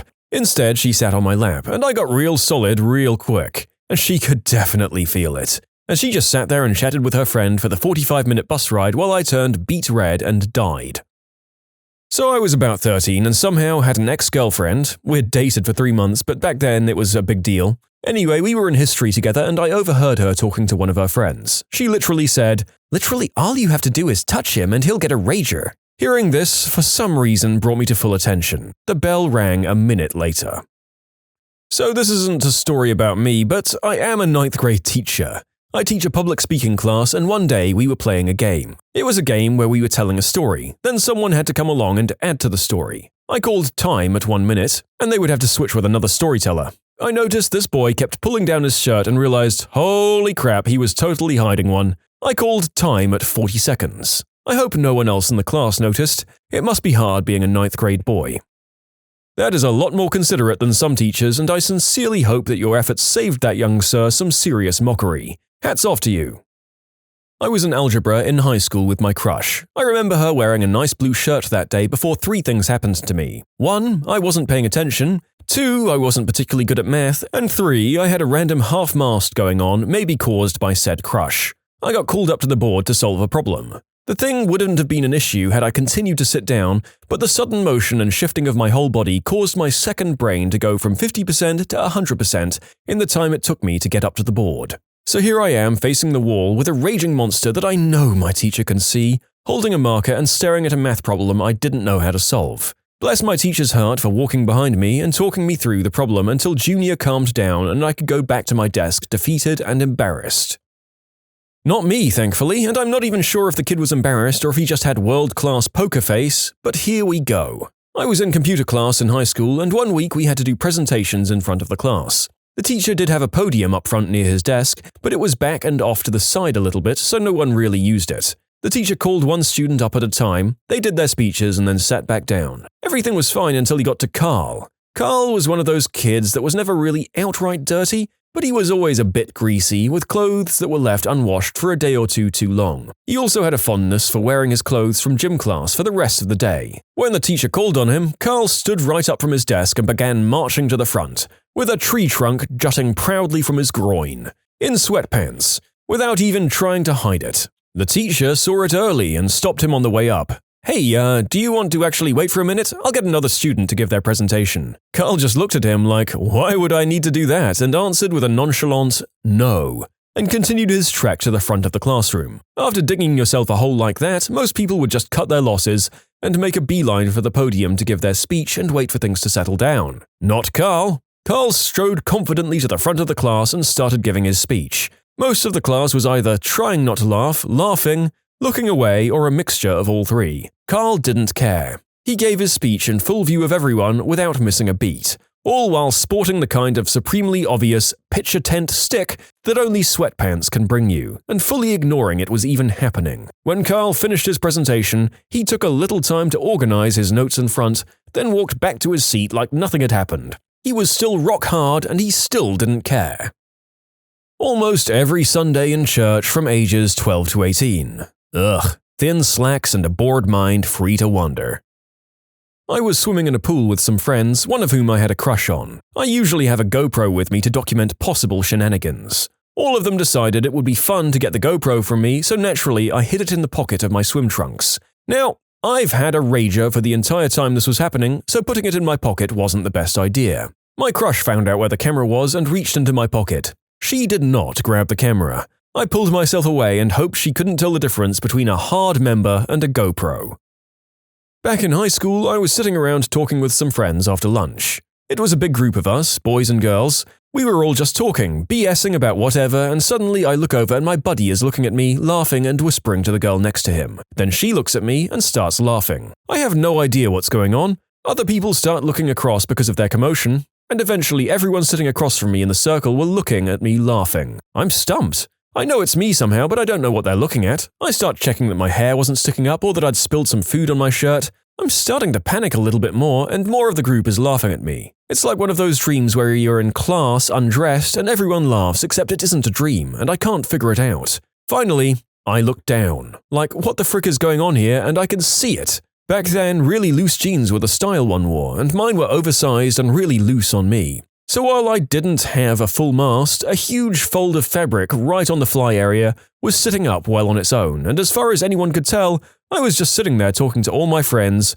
with a monster. Naturally, I reacted with the measured confidence of your average 15-year-old kid and panicked. I started imploring that it wasn't really what they thought it was, making them all laugh harder in disbelief. So in a fit of desperation, I decided to demonstrate as much by slapping down the fly of my jeans to flatten out the fabric to make my case. Naturally, with only a loose bit of fabric between my full-speed hand and my deflated junk, I make contact with my soft sir at full speed and proceed to give myself the mother of all package checks, which of course makes it look like I just smacked the ever-loving crap out of my raging mini-me, having the exact opposite effect that I'd intended. So now I'm falling out of my chair in near tears, 70% pain, 20% embarrassment, and 10% laughing at myself. And all of my friends are just laughing even harder, now that I've seemingly confirmed their suspicions. So there. Yep, I think most men my age have had the experience of desperately and guiltily trying to demonstrate that a fold of loose pants fabric is indeed just that. Never helps the situation. Oh well. 8th grade English, my friend John sat next to me and had a really cute girl sit next to him on the other side. We had one of those very thick textbooks, like 1,200 pages or something. One afternoon, while the teacher was talking and writing on the board, John leans over and taps me on the shoulder. "Hey, watch this." He had that particular smile that told me I was going to regret whatever happened next. He closes his textbook, slides the text onto his lap, checks the teacher one more time, and leans over to tap Steph on the shoulder. "Hey Steph, check this out. Push-ups." Steph looks over and utters an "Oh my god." She then leans over for a closer look and goes, "How are you doing that? Is that with your legs?" At this point, John's face turns positively evil, and he utters those words we all wish we could say. "That's not my leg." Needless to say, Steph turned bright red, as did I. John cracked up out loud, drawing the teacher's attention, and the rest of the class was spent explaining what happened every time the teacher turned his back. Well, it was 6th grade and I had a hot teacher, Mrs. K. It was the middle of the year and it was a boring day. Me being 12, I saw that she had on pantyhose and a miniskirt, so I began to daydream. I was completely solid and then she began another assignment. Problem was that she asked someone to pass it out, and that someone was me. So I got up and walked around like a duck with my hands in my pockets and walked super slowly and passed them out with one hand. Every guy knew why. I was a junior in high school and was in my personal finance class, and I was wearing just sweatpants with no boxers because they got too sweaty during gym, so I was rocking it commando. We were giving presentations on something along the lines of how we were going to be financially independent, and we had all of our papers in a stack, and whatever paper she pulled out had to present. When the teacher called my name, I was still at full mast, so I just waistbanded it. About halfway through my presentation, my Johnson relaxes enough to fall out of my waistband and is just angled up down my pant leg in full view of 30 classmates. This one girl takes a picture of it and sent it in a group that I was in with the cool juniors, who weren't narcs, when we were planning parties. Apparently some people thought I had a huge member due to the way the fabric fell down my leg, so it looked like I had an extra 2 inches. So it all worked out in the end. Children of hoarders. When did your parents go beyond the point of no return? My grandmother was a hoarder, but only with food. She would buy in bulk and never throw anything away, even if it was past the expiration date. When we visited, we would very quietly throw some things away and not tell her. There was a jar of pickles in her fridge that was older than me. I'm 27. She did it because she grew up in extreme poverty and neglect. Her mother would just abandon her and her siblings for days, and they would be reduced to digging through trash to eat. When she grew up, she made sure that there would always be food available. This is a thing about children of the Great Depression. My grandmother was happy as a clam when she found out about big box stores like Costco. So much food, most of it inedible and way past due. I lived with my mum and my grandmother, who were both hoarders. The point of no return began when my grandmother got divorced and moved into a smaller house. That's when the "there's no room for anything" excuse became a thing. I think it's just because my grandmother loves shopping. It's her hobby. She will go to places like Kmart and Big Lots and look at their sale shelves for the best deals and get basically whatever is on the shelf. She forgets what she buys too. On multiple occasions, she'll buy me the same book twice, and for Christmas, she literally gets me whole garbage bags worth of small dumb stuff that was on sale. Women's socks in this case. She even apologizes because there were more presents, but she'd lost them. So decades of losing things results in massive piles of forgotten crap, and she's afraid to just have me or some company go through it because her precious items might be in there. "I have a diamond necklace somewhere in there." She hasn't seen that necklace in 20 years. I noticed my dad was over the edge when every cardboard box that entered the house was not allowed to leave because I can't find a use for it. And we also at one point had 14 miniature schnauzers in a single-story suburban house because we don't have one in that color yet. God, the animal hoarding really gets to me. My mother-in-law had to have a chihuahua in every color. Never took the time to potty train any of them and never really paid much attention to them. But she had one in every color. Those poor dogs. Dated a girl whose parents were both established hoarders. In fact, they both already had separate homes and never lived together, because each home was already packed with their respective stuff. That's starting out beyond the point of no return. I should note that although we dated exclusively for 7 months, she'd never invite me back to her place, saying, "It's just a bunch of boxes." I have a feeling that she had the hoarding thing going on as well. In my experience, children of hoarders either hold on to everything or hold on to nothing. I can imagine that after growing up there, you'd either accept it as the normal way of life or completely reject your parents' ways, as many children are wont to do. Must feel very liberating going from smelly, claustrophobic madness to a clinical, empty flat. My mother was a hoarder. I don't know when it started. It was well established by the time I was born. She had been forced to give up 2 babies for adoption in her teens, with rumors unconfirmed that it was a close family member that was the father. After that, it always seemed that she spent the rest of her life trying to fill up the hole that those 2 babies left in her heart. She had 6 more children of her own, plus adopted a 7th, me. And then she just started collecting random homeless people and giving them a place to stay. Our house was a typical hoarder's house, filthy and wall-to-wall with junk piled and stacked. It was a horrible embarrassment, and I wonder sometimes how I'd be different if I'd been raised in a normal home. After we kids were grown, sometimes we would come in collectively and do a massive cleanup of the house, and I can still remember the look of sadness and grief on my mum's face when she would sit and watch passively as we carried off all of her piles of junk. And then she would hide as much junk as she could, to keep us from getting rid of it all. That's when I realized she had a weird dysfunctional attachment to this stuff that normal people don't feel. Prior to that, I'd always just thought of her as lazy or maybe just horribly ignorant of how to organize things. As I understand it in my mother, it was loss. The terrible sense of loss and helplessness she felt in having her babies taken from her. She just couldn't cope with that, and in her mind, keeping things and other people was a way of avoiding loss. It was a comfort to her to have things and people, but never really enough to fulfill her, so she had to always have more. Like an addiction, I guess. I had another thought. As I mentioned, I am adopted. I have various dysfunctions, but no tendency towards hoarding. Both of my sisters, though, who were her natural daughters, have that tendency as well. In times of high stress in their lives, I've seen them start to hoard things and fill up their homes. Fortunately, they have a better network of support and a less traumatic past than my mother had, so they haven't crossed over into the point of no return phase. I just find it interesting that there appears to be a genetic element to hoarding. Dated a girl with a hoarder mum. Their full-size basement, over 2,000 square feet, was always wall-to-wall with just stuff, with a little path to get to the washer and dryer. It didn't creep into the upstairs until the first son moved away. Girlfriend had 2 older brothers, and then the brother's room was filled with dollar store stuff and old clothes. The other brother graduated and moved out, and his room was filled with junk. Then the marriage started to fall apart, and that's the state I saw it in. Then the entry hall was floor-to-ceiling with boxes with about a 2-foot wide path that took you to the living room or right to the bedrooms. The couch was clear with about a 3-foot path in front of it. Racks of clothes stacked with boxes. Lots and lots of unopened dollar store toys. All of her kids were older than 18 and no grandkids. The kitchen was stacked with piles of old newspapers. Only about 2 open spots to eat at the kitchen table. I broke up with her daughter just before she moved out, so I don't know how it ended. I'm guessing not well. This sounds like my in-laws. The kids' rooms were turned into storage one by one as they moved out. It went from stuff they didn't want to throw out to the contents of their parents' houses when they passed away because they couldn't get rid of or sell anything. Now they go to estate sales regularly looking for cheap things to give their kids. They absolutely have good finds once in a while, but for the most part, the stuff is in piles in unused rooms, bedrooms, closets, and wherever else they find. I got laid off, so I took some time to go and clean out my partner's old room. Day 1, I had about 5 full trash bags that I left to go and get some food. I returned to the house to see her going through the trash bags. That's when I realized how bad the problem really was. Not my parents, but my grandmother. After her husband died, she started buying all kinds of things she didn't need. My parents live 8 hours away from her, and her other daughter is sick and can't drive, so no one knew how bad stuff was getting. Now, we knew she had those tendencies, we knew that she bought a lot of stuff, and we knew she didn't clean very well. But we had no idea how bad it actually was. She had a stroke in January and she wanted to be in her own home. So my aunt, the one who can't take care of herself, moved in to try and help her get back on her feet.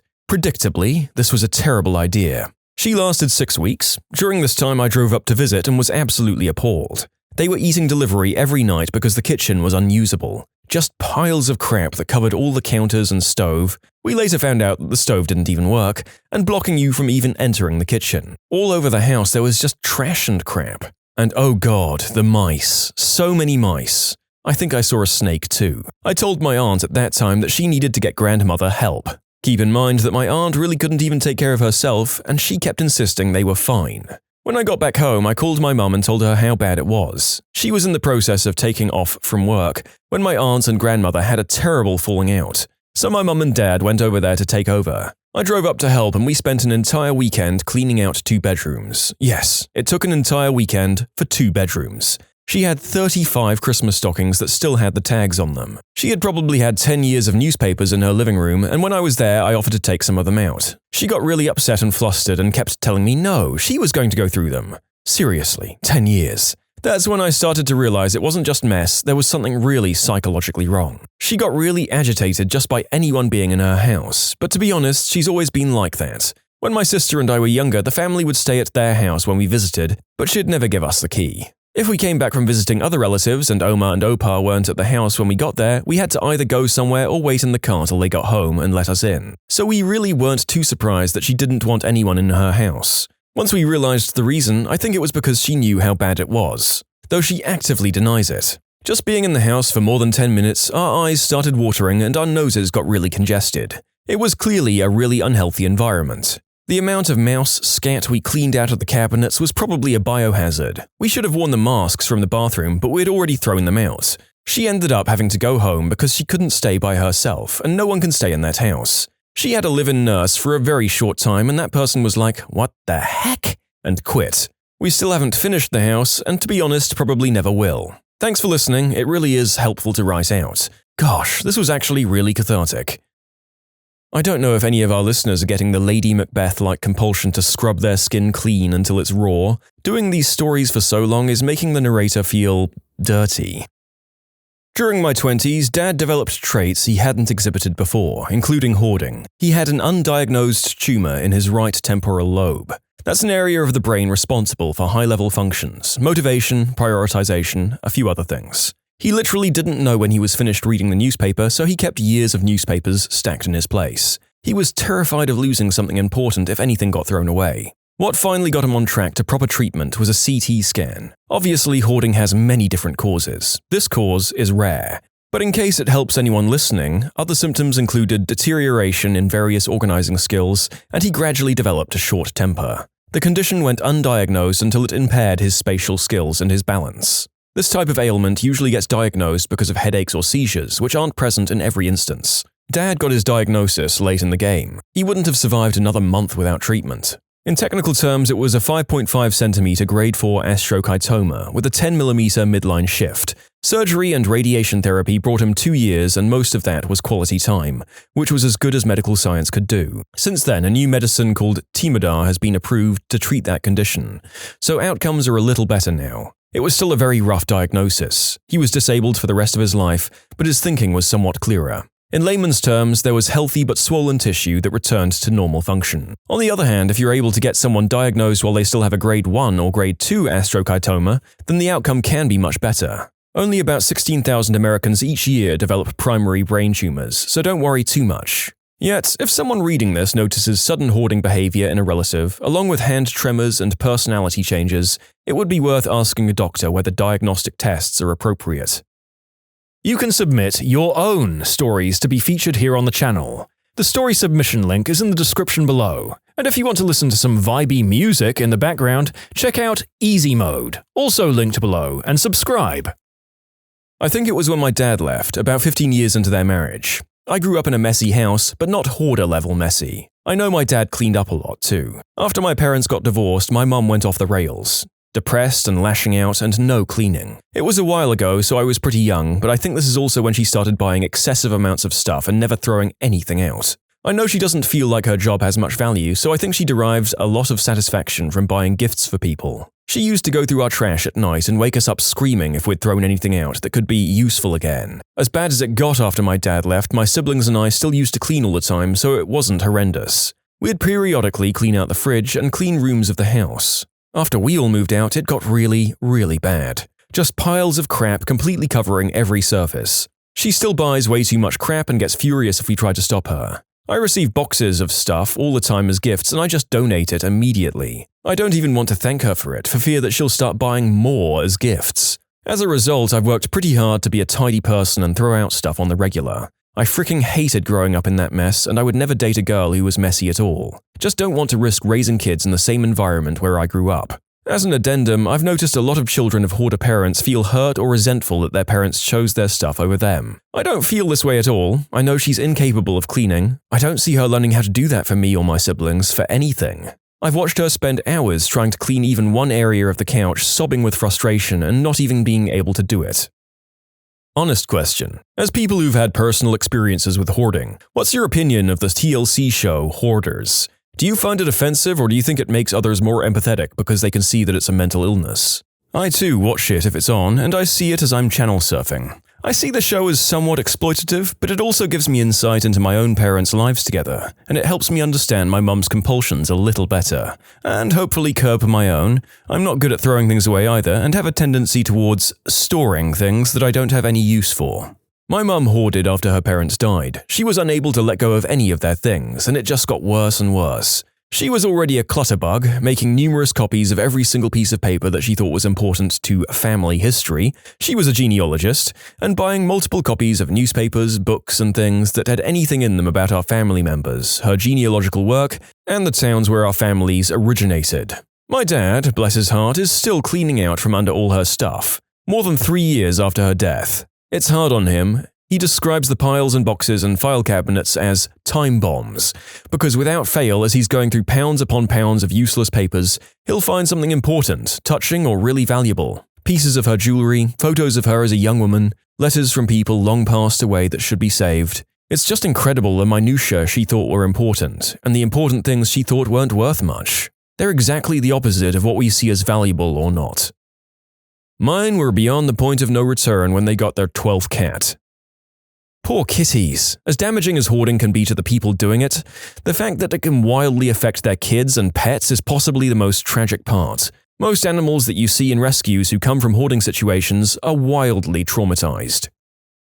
My mother owned 3 small businesses. During the financial crisis of 2008, the bank recalled the business loan. She refused to deal with the loss and has now idealized that time in her life as the best thing that ever happened to her, even though it was awful for pretty much everyone because how she mishandled her finances so badly and put the family in debt to the tune of hundreds of thousands of dollars. Anyway, imagine having the inventory of 3 Walgreens. Her businesses had nothing to do with pharmacies, but they have a similar level of inventory. All the hallways, the bedrooms, the living room, family room, dining, kitchen, and the others are totally unusable. Boxes and loose mountains of product are stacked higher than your head. You can only sleep on half of your bed because the other half is covered in stuff, and to access the bed you have to climb up and over stacks of boxes. You live in constant fear that the family pets are going to dislodge something and be buried alive. You live in fear that you are going to be buried alive. That's what life was like for 7.5 years. No amount of therapy or medication or throwing things away. We once brought a dumpster to the house and got rid of an entire bedroom full of junk, but she replaced it within a week. Or any serious talks about any change of her behavior. For unrelated reasons, my parents got divorced this year. A stipulation of the divorce was that she and her stuff had to vacate the home. Instead of hiring moving trucks, she was doing 2 or 3 trips daily with her minivan. My dad had to get a court order forcing her to move the stuff, and the judge made my dad vacate the premises because my mum insisted that he was the problem. It took a fleet of U-Hauls and 24 hours going hard to remove all her stuff. She's happy with all of her stuff. She chose it over her family over and over again. It was always more important than us, more important than our safety and health. I wish that she loved me more than she loves a box of expired product that hasn't been opened since 2008, but she doesn't, and I've spent a lot of time in therapy dealing with that. I'm so sorry. That really is one of the most emotionally hard things about living with a hoarder. It's miserable dealing with the physical aspects, the filth, danger, and waste, but the emotional aspect of coming in a distant second to useless crud is so much worse. My mum is a chronic hoarder and refuses to throw anything away and is constantly buying new stuff. Food, clothes, dishes, blankets and paintings, magazines, you name it. I bet I can dig through a pile at home and find it. She buys food from a discount market and everything else from thrift stores because she can't pass up such a good deal. She grew up on a farm where they didn't have it that bad. Her dad made a lot of money, but he was a hoarder too. When he died, we cleared out 3 sheds of pure junk from the farm. I may have had my point of no return yesterday. December 26th. I was at my parents' house cooking with my mum, and she said, "Can you get me the milk from the fridge?" I opened the fridge and the first thing I saw front and center was a big block of moldy cheese. I asked where the milk is and my mum said, "Oh, it's in the back." I lost it. If the first thing I see is moldy cheese, then by my logic, the milk at the back is going to be crap. I started grabbing open containers and throwing them at the trash. Tomato paste with a thick cap of mold, a Tupperware with green crab meat, a plastic container with dark green guacamole. Anything I thought looked like it was spoiled. My mum freaked out and ran over to the garbage saying, "This is still good! This is still good!" While picking things out of the trash. I just looked at her, dropped the container I had in my hand on the floor, and walked over to the couch where I remained for the next 6 hours, waiting for my ride to get there. I just couldn't stand it anymore.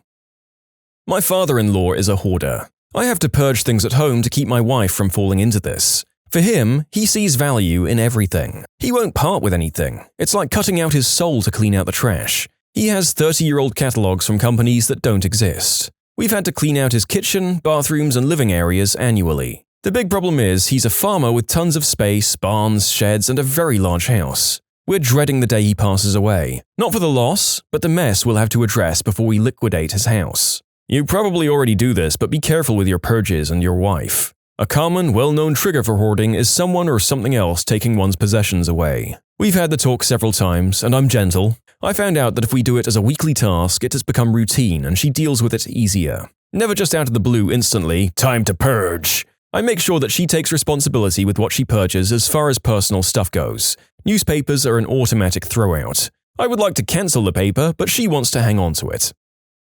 I have the opposite problem. My mom is a minimalist. She's also emotionally remote, and growing up, all love was conditional. I think she wanted the appearance of a perfect household and a perfect life. Any grade less than 90% was punished and bathrooms were cleaned out twice a week. So she'd go through the house and throw out anything that was out of place. Our house was sterile and cold. The only memories I have left of my childhood are a single photo album that she puts in the basement and anything that I've managed to squirrel away. She has thrown everything away from my dad's childhood and has 3 pictures from hers. I go into a panic when I can't find anything because growing up it meant that she had snatched it. I find myself accumulating stuff, now being an adult, because I'm comforted by things being around me. I can't be attacked when my back is against a hard surface. She gave me a copy of that awful life-saving magic of cleaning up for Christmas. Thanks, Mum.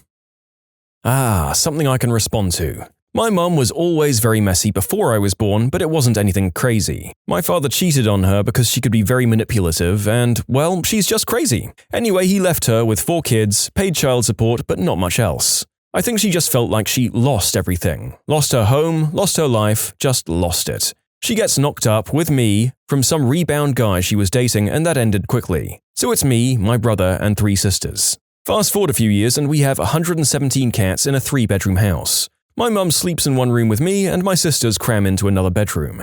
My brother sleeps on the floor because obviously the 3rd bedroom became the spare room, which was crammed floor to ceiling with old clothes and toys. Then it just started spiraling from there. Fast forward another few years and there were garbage bags of old tattered clothing everywhere in the house, garbage bags of actual garbage, stacks of newspapers, and oh gosh, those fricking TV guides. Ugh, frick those TV guides. And of course, lots of cats and cat poo, cat pee, and dead cats. Also, we could always tell how long we'd lived somewhere by how many dead Christmas trees there were in the house. We had to cover up the windows with cardboard to make sure the neighbors couldn't see in. Friends weren't allowed over, and in case you're wondering, yes, being raised under constant fear of others finding out you're a secret monster does in fact lead to some incredibly debilitating intimacy issues. But it did give me some heart-wrenching crap to write about in my college application essays. Hello, Stanford. What's the strangest reason you've ever heard someone expelled from school for? My friend was suspended because he was being pantsed continuously one day. After the 4th or 5th time, everyone realized he was just pulling down his own shorts quickly in the hall between classes. When I was in junior high, we had a large hurricane, Hurricane Gloria, which hit our town. And due to electricity being out, trees on the road, flooding, among other things, we were off school for 2 weeks. My vacation was 2 weeks plus a day, since I was sent home, not expelled, for wearing a homemade shirt that said, "I was blown by Gloria" on my first day back. You're a frickin' champ. My daughter had a shirt from a store called Masters Bait and Tackle. Only one teacher got it. It was the last semester and she had all of her credits, so she really wanted to get suspended. A couple got caught having done the deed in the stairwell, on the stairs in front of the camera, on one of the only cameras in the school that actually worked. I don't know how it worked in your school, but there was a designated stairwell for this at mine. There was little foot traffic, no cameras, and plenty of used protection on the floors. It was a really gross stairwell. We had 2 kids a few years ago who were caught doing the deed on school grounds. Nothing really that abnormal except they did it on the school oval in the early hours of the morning and were supposedly caught by the school priest. The priest in question lives on the school grounds and likes to go on walks in the early morning. Can you imagine the conversation that ensued? "Excuse me, do you have a moment to speak about our Lord and Savior? Jesus Christ, what are you kids doing?"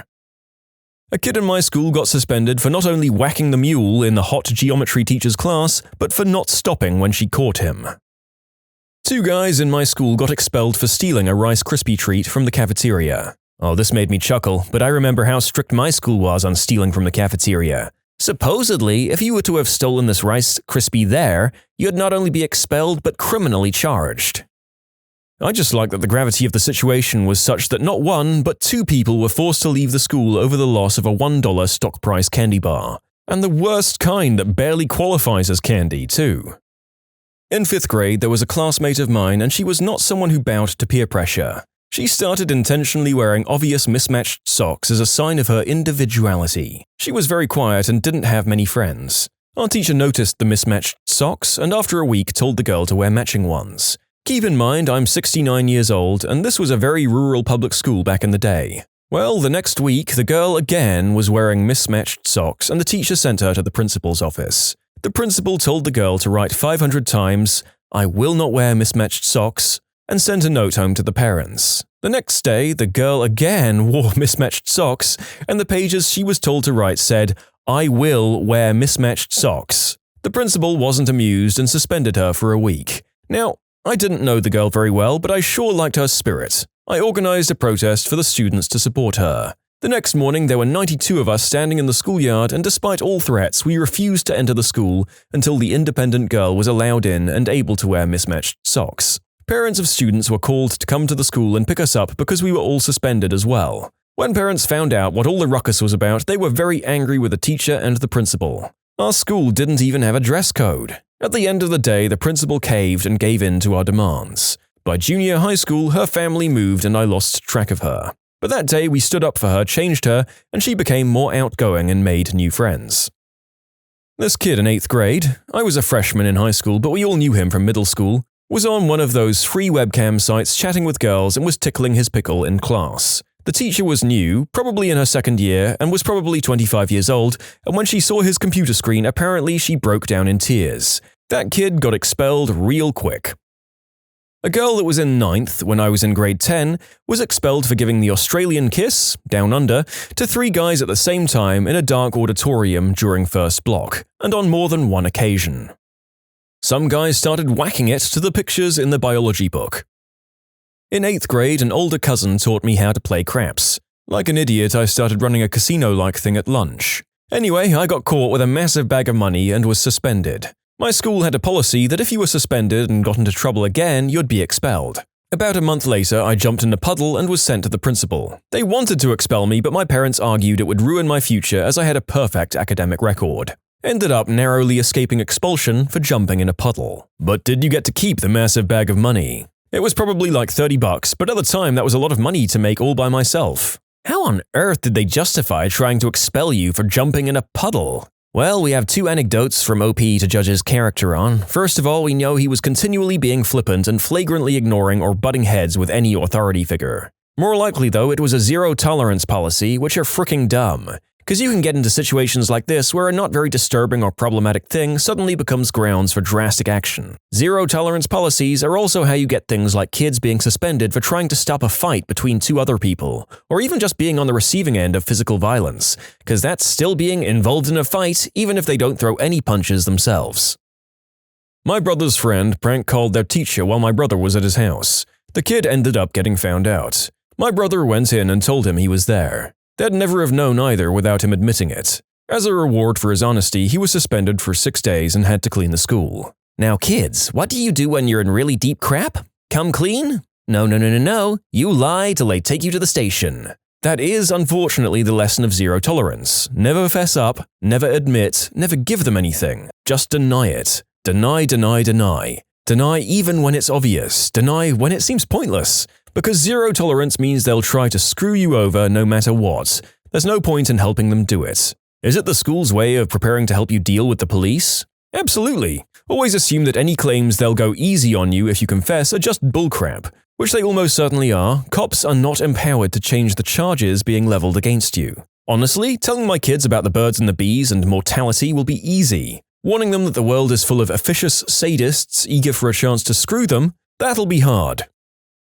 I didn't get expelled, but I did have some very embarrassing accusations thrown at me by a teacher, which got me in a lot of trouble at home and school. One day I came home from school, 8th grade I think, and my bedroom had been turned inside out and all of my video games had been opened up with the discs all over my desk. I asked my mum what the heck happened and she started yelling at me about how games like Grand Theft Auto were messing me up. I didn't own a copy of GTA, I mostly played JRPGs at the time. Apparently, one of my teachers called up and said I was drawing pictures of people doing the unspeakable act during class. Where this came from, I have no idea. I even showed my parents and teacher all of my notebooks to prove that I'd done no such thing. Yeah, I doodled a lot in class, but nothing that could be interpreted as raunchy in any way. I went back through my notes and discovered I was drawing Frog from Chrono Trigger the day this accusation was made. The teacher implied that video games were turning me into an unspeakable act offender, hence the thorough search of my bedroom by my parents. I guess I'm just really bad at drawing. In elementary school, I got a referral for drawing a Bob Arm from Mario Kart,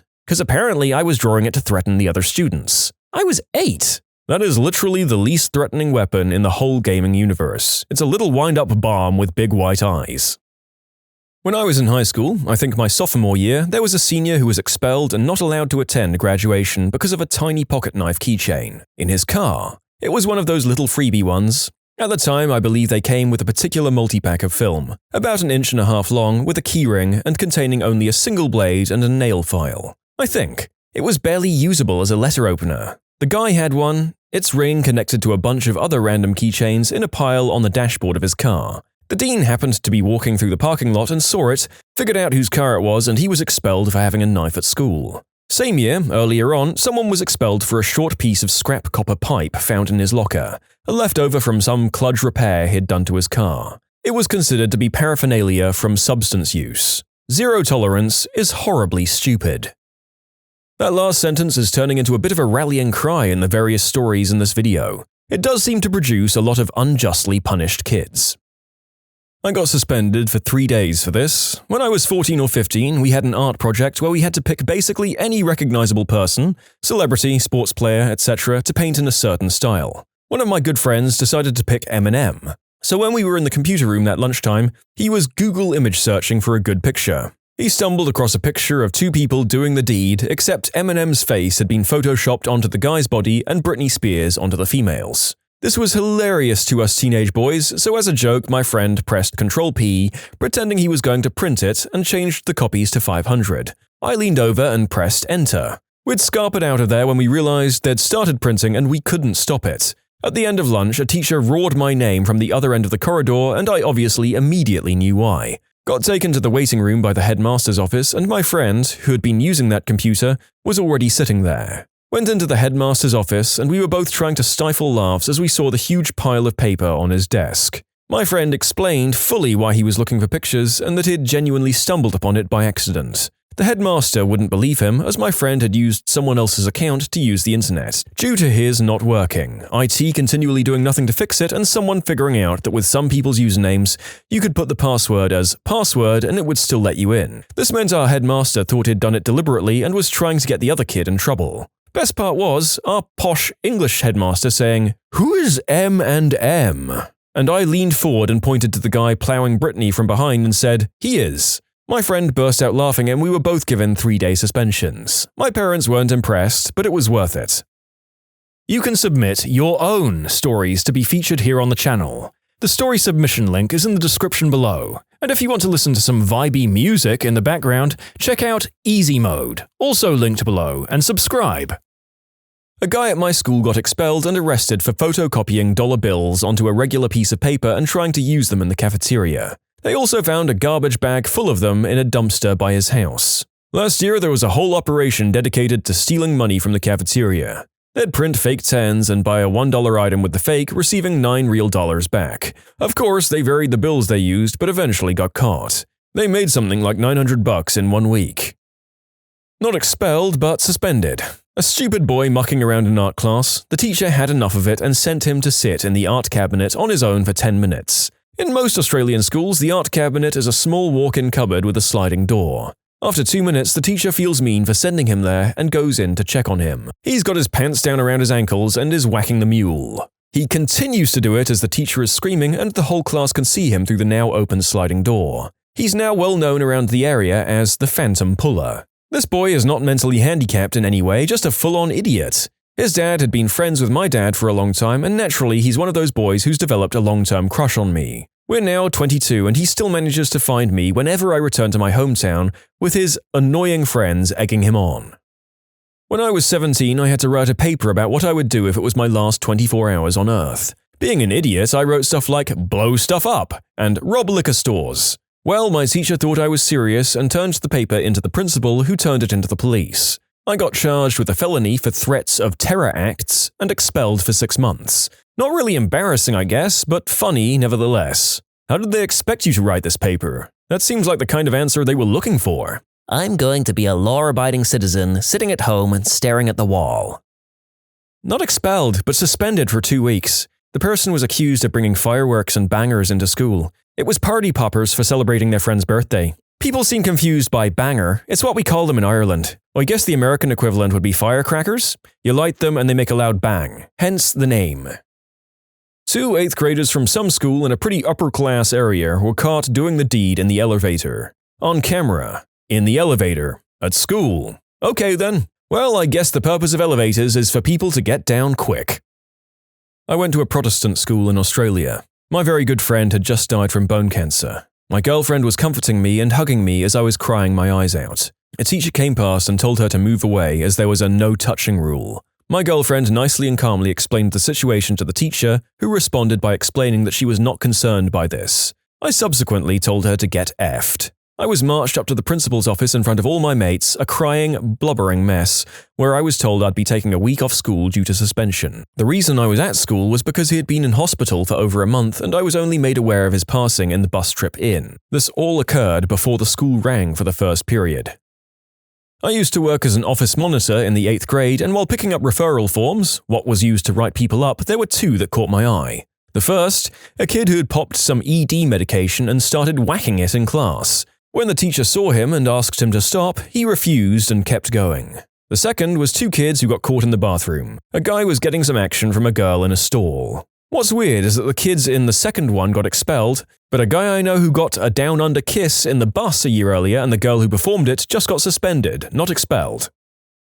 2 kids, a guy and a girl, were expelled from my private school for her going south of the border on him in one of the staircases. The whole thing was recorded on video and shown to the students' parents. The parents had to sit and watch their kids receive and give the deed in question with the superintendent and dean of the school. "What the frick are you teaching kids these days, Dean?" Mr. Smith asked. "Jane's technique was deplorable." "We're sorry, Mr. Smith, Jane has always been a slow learner."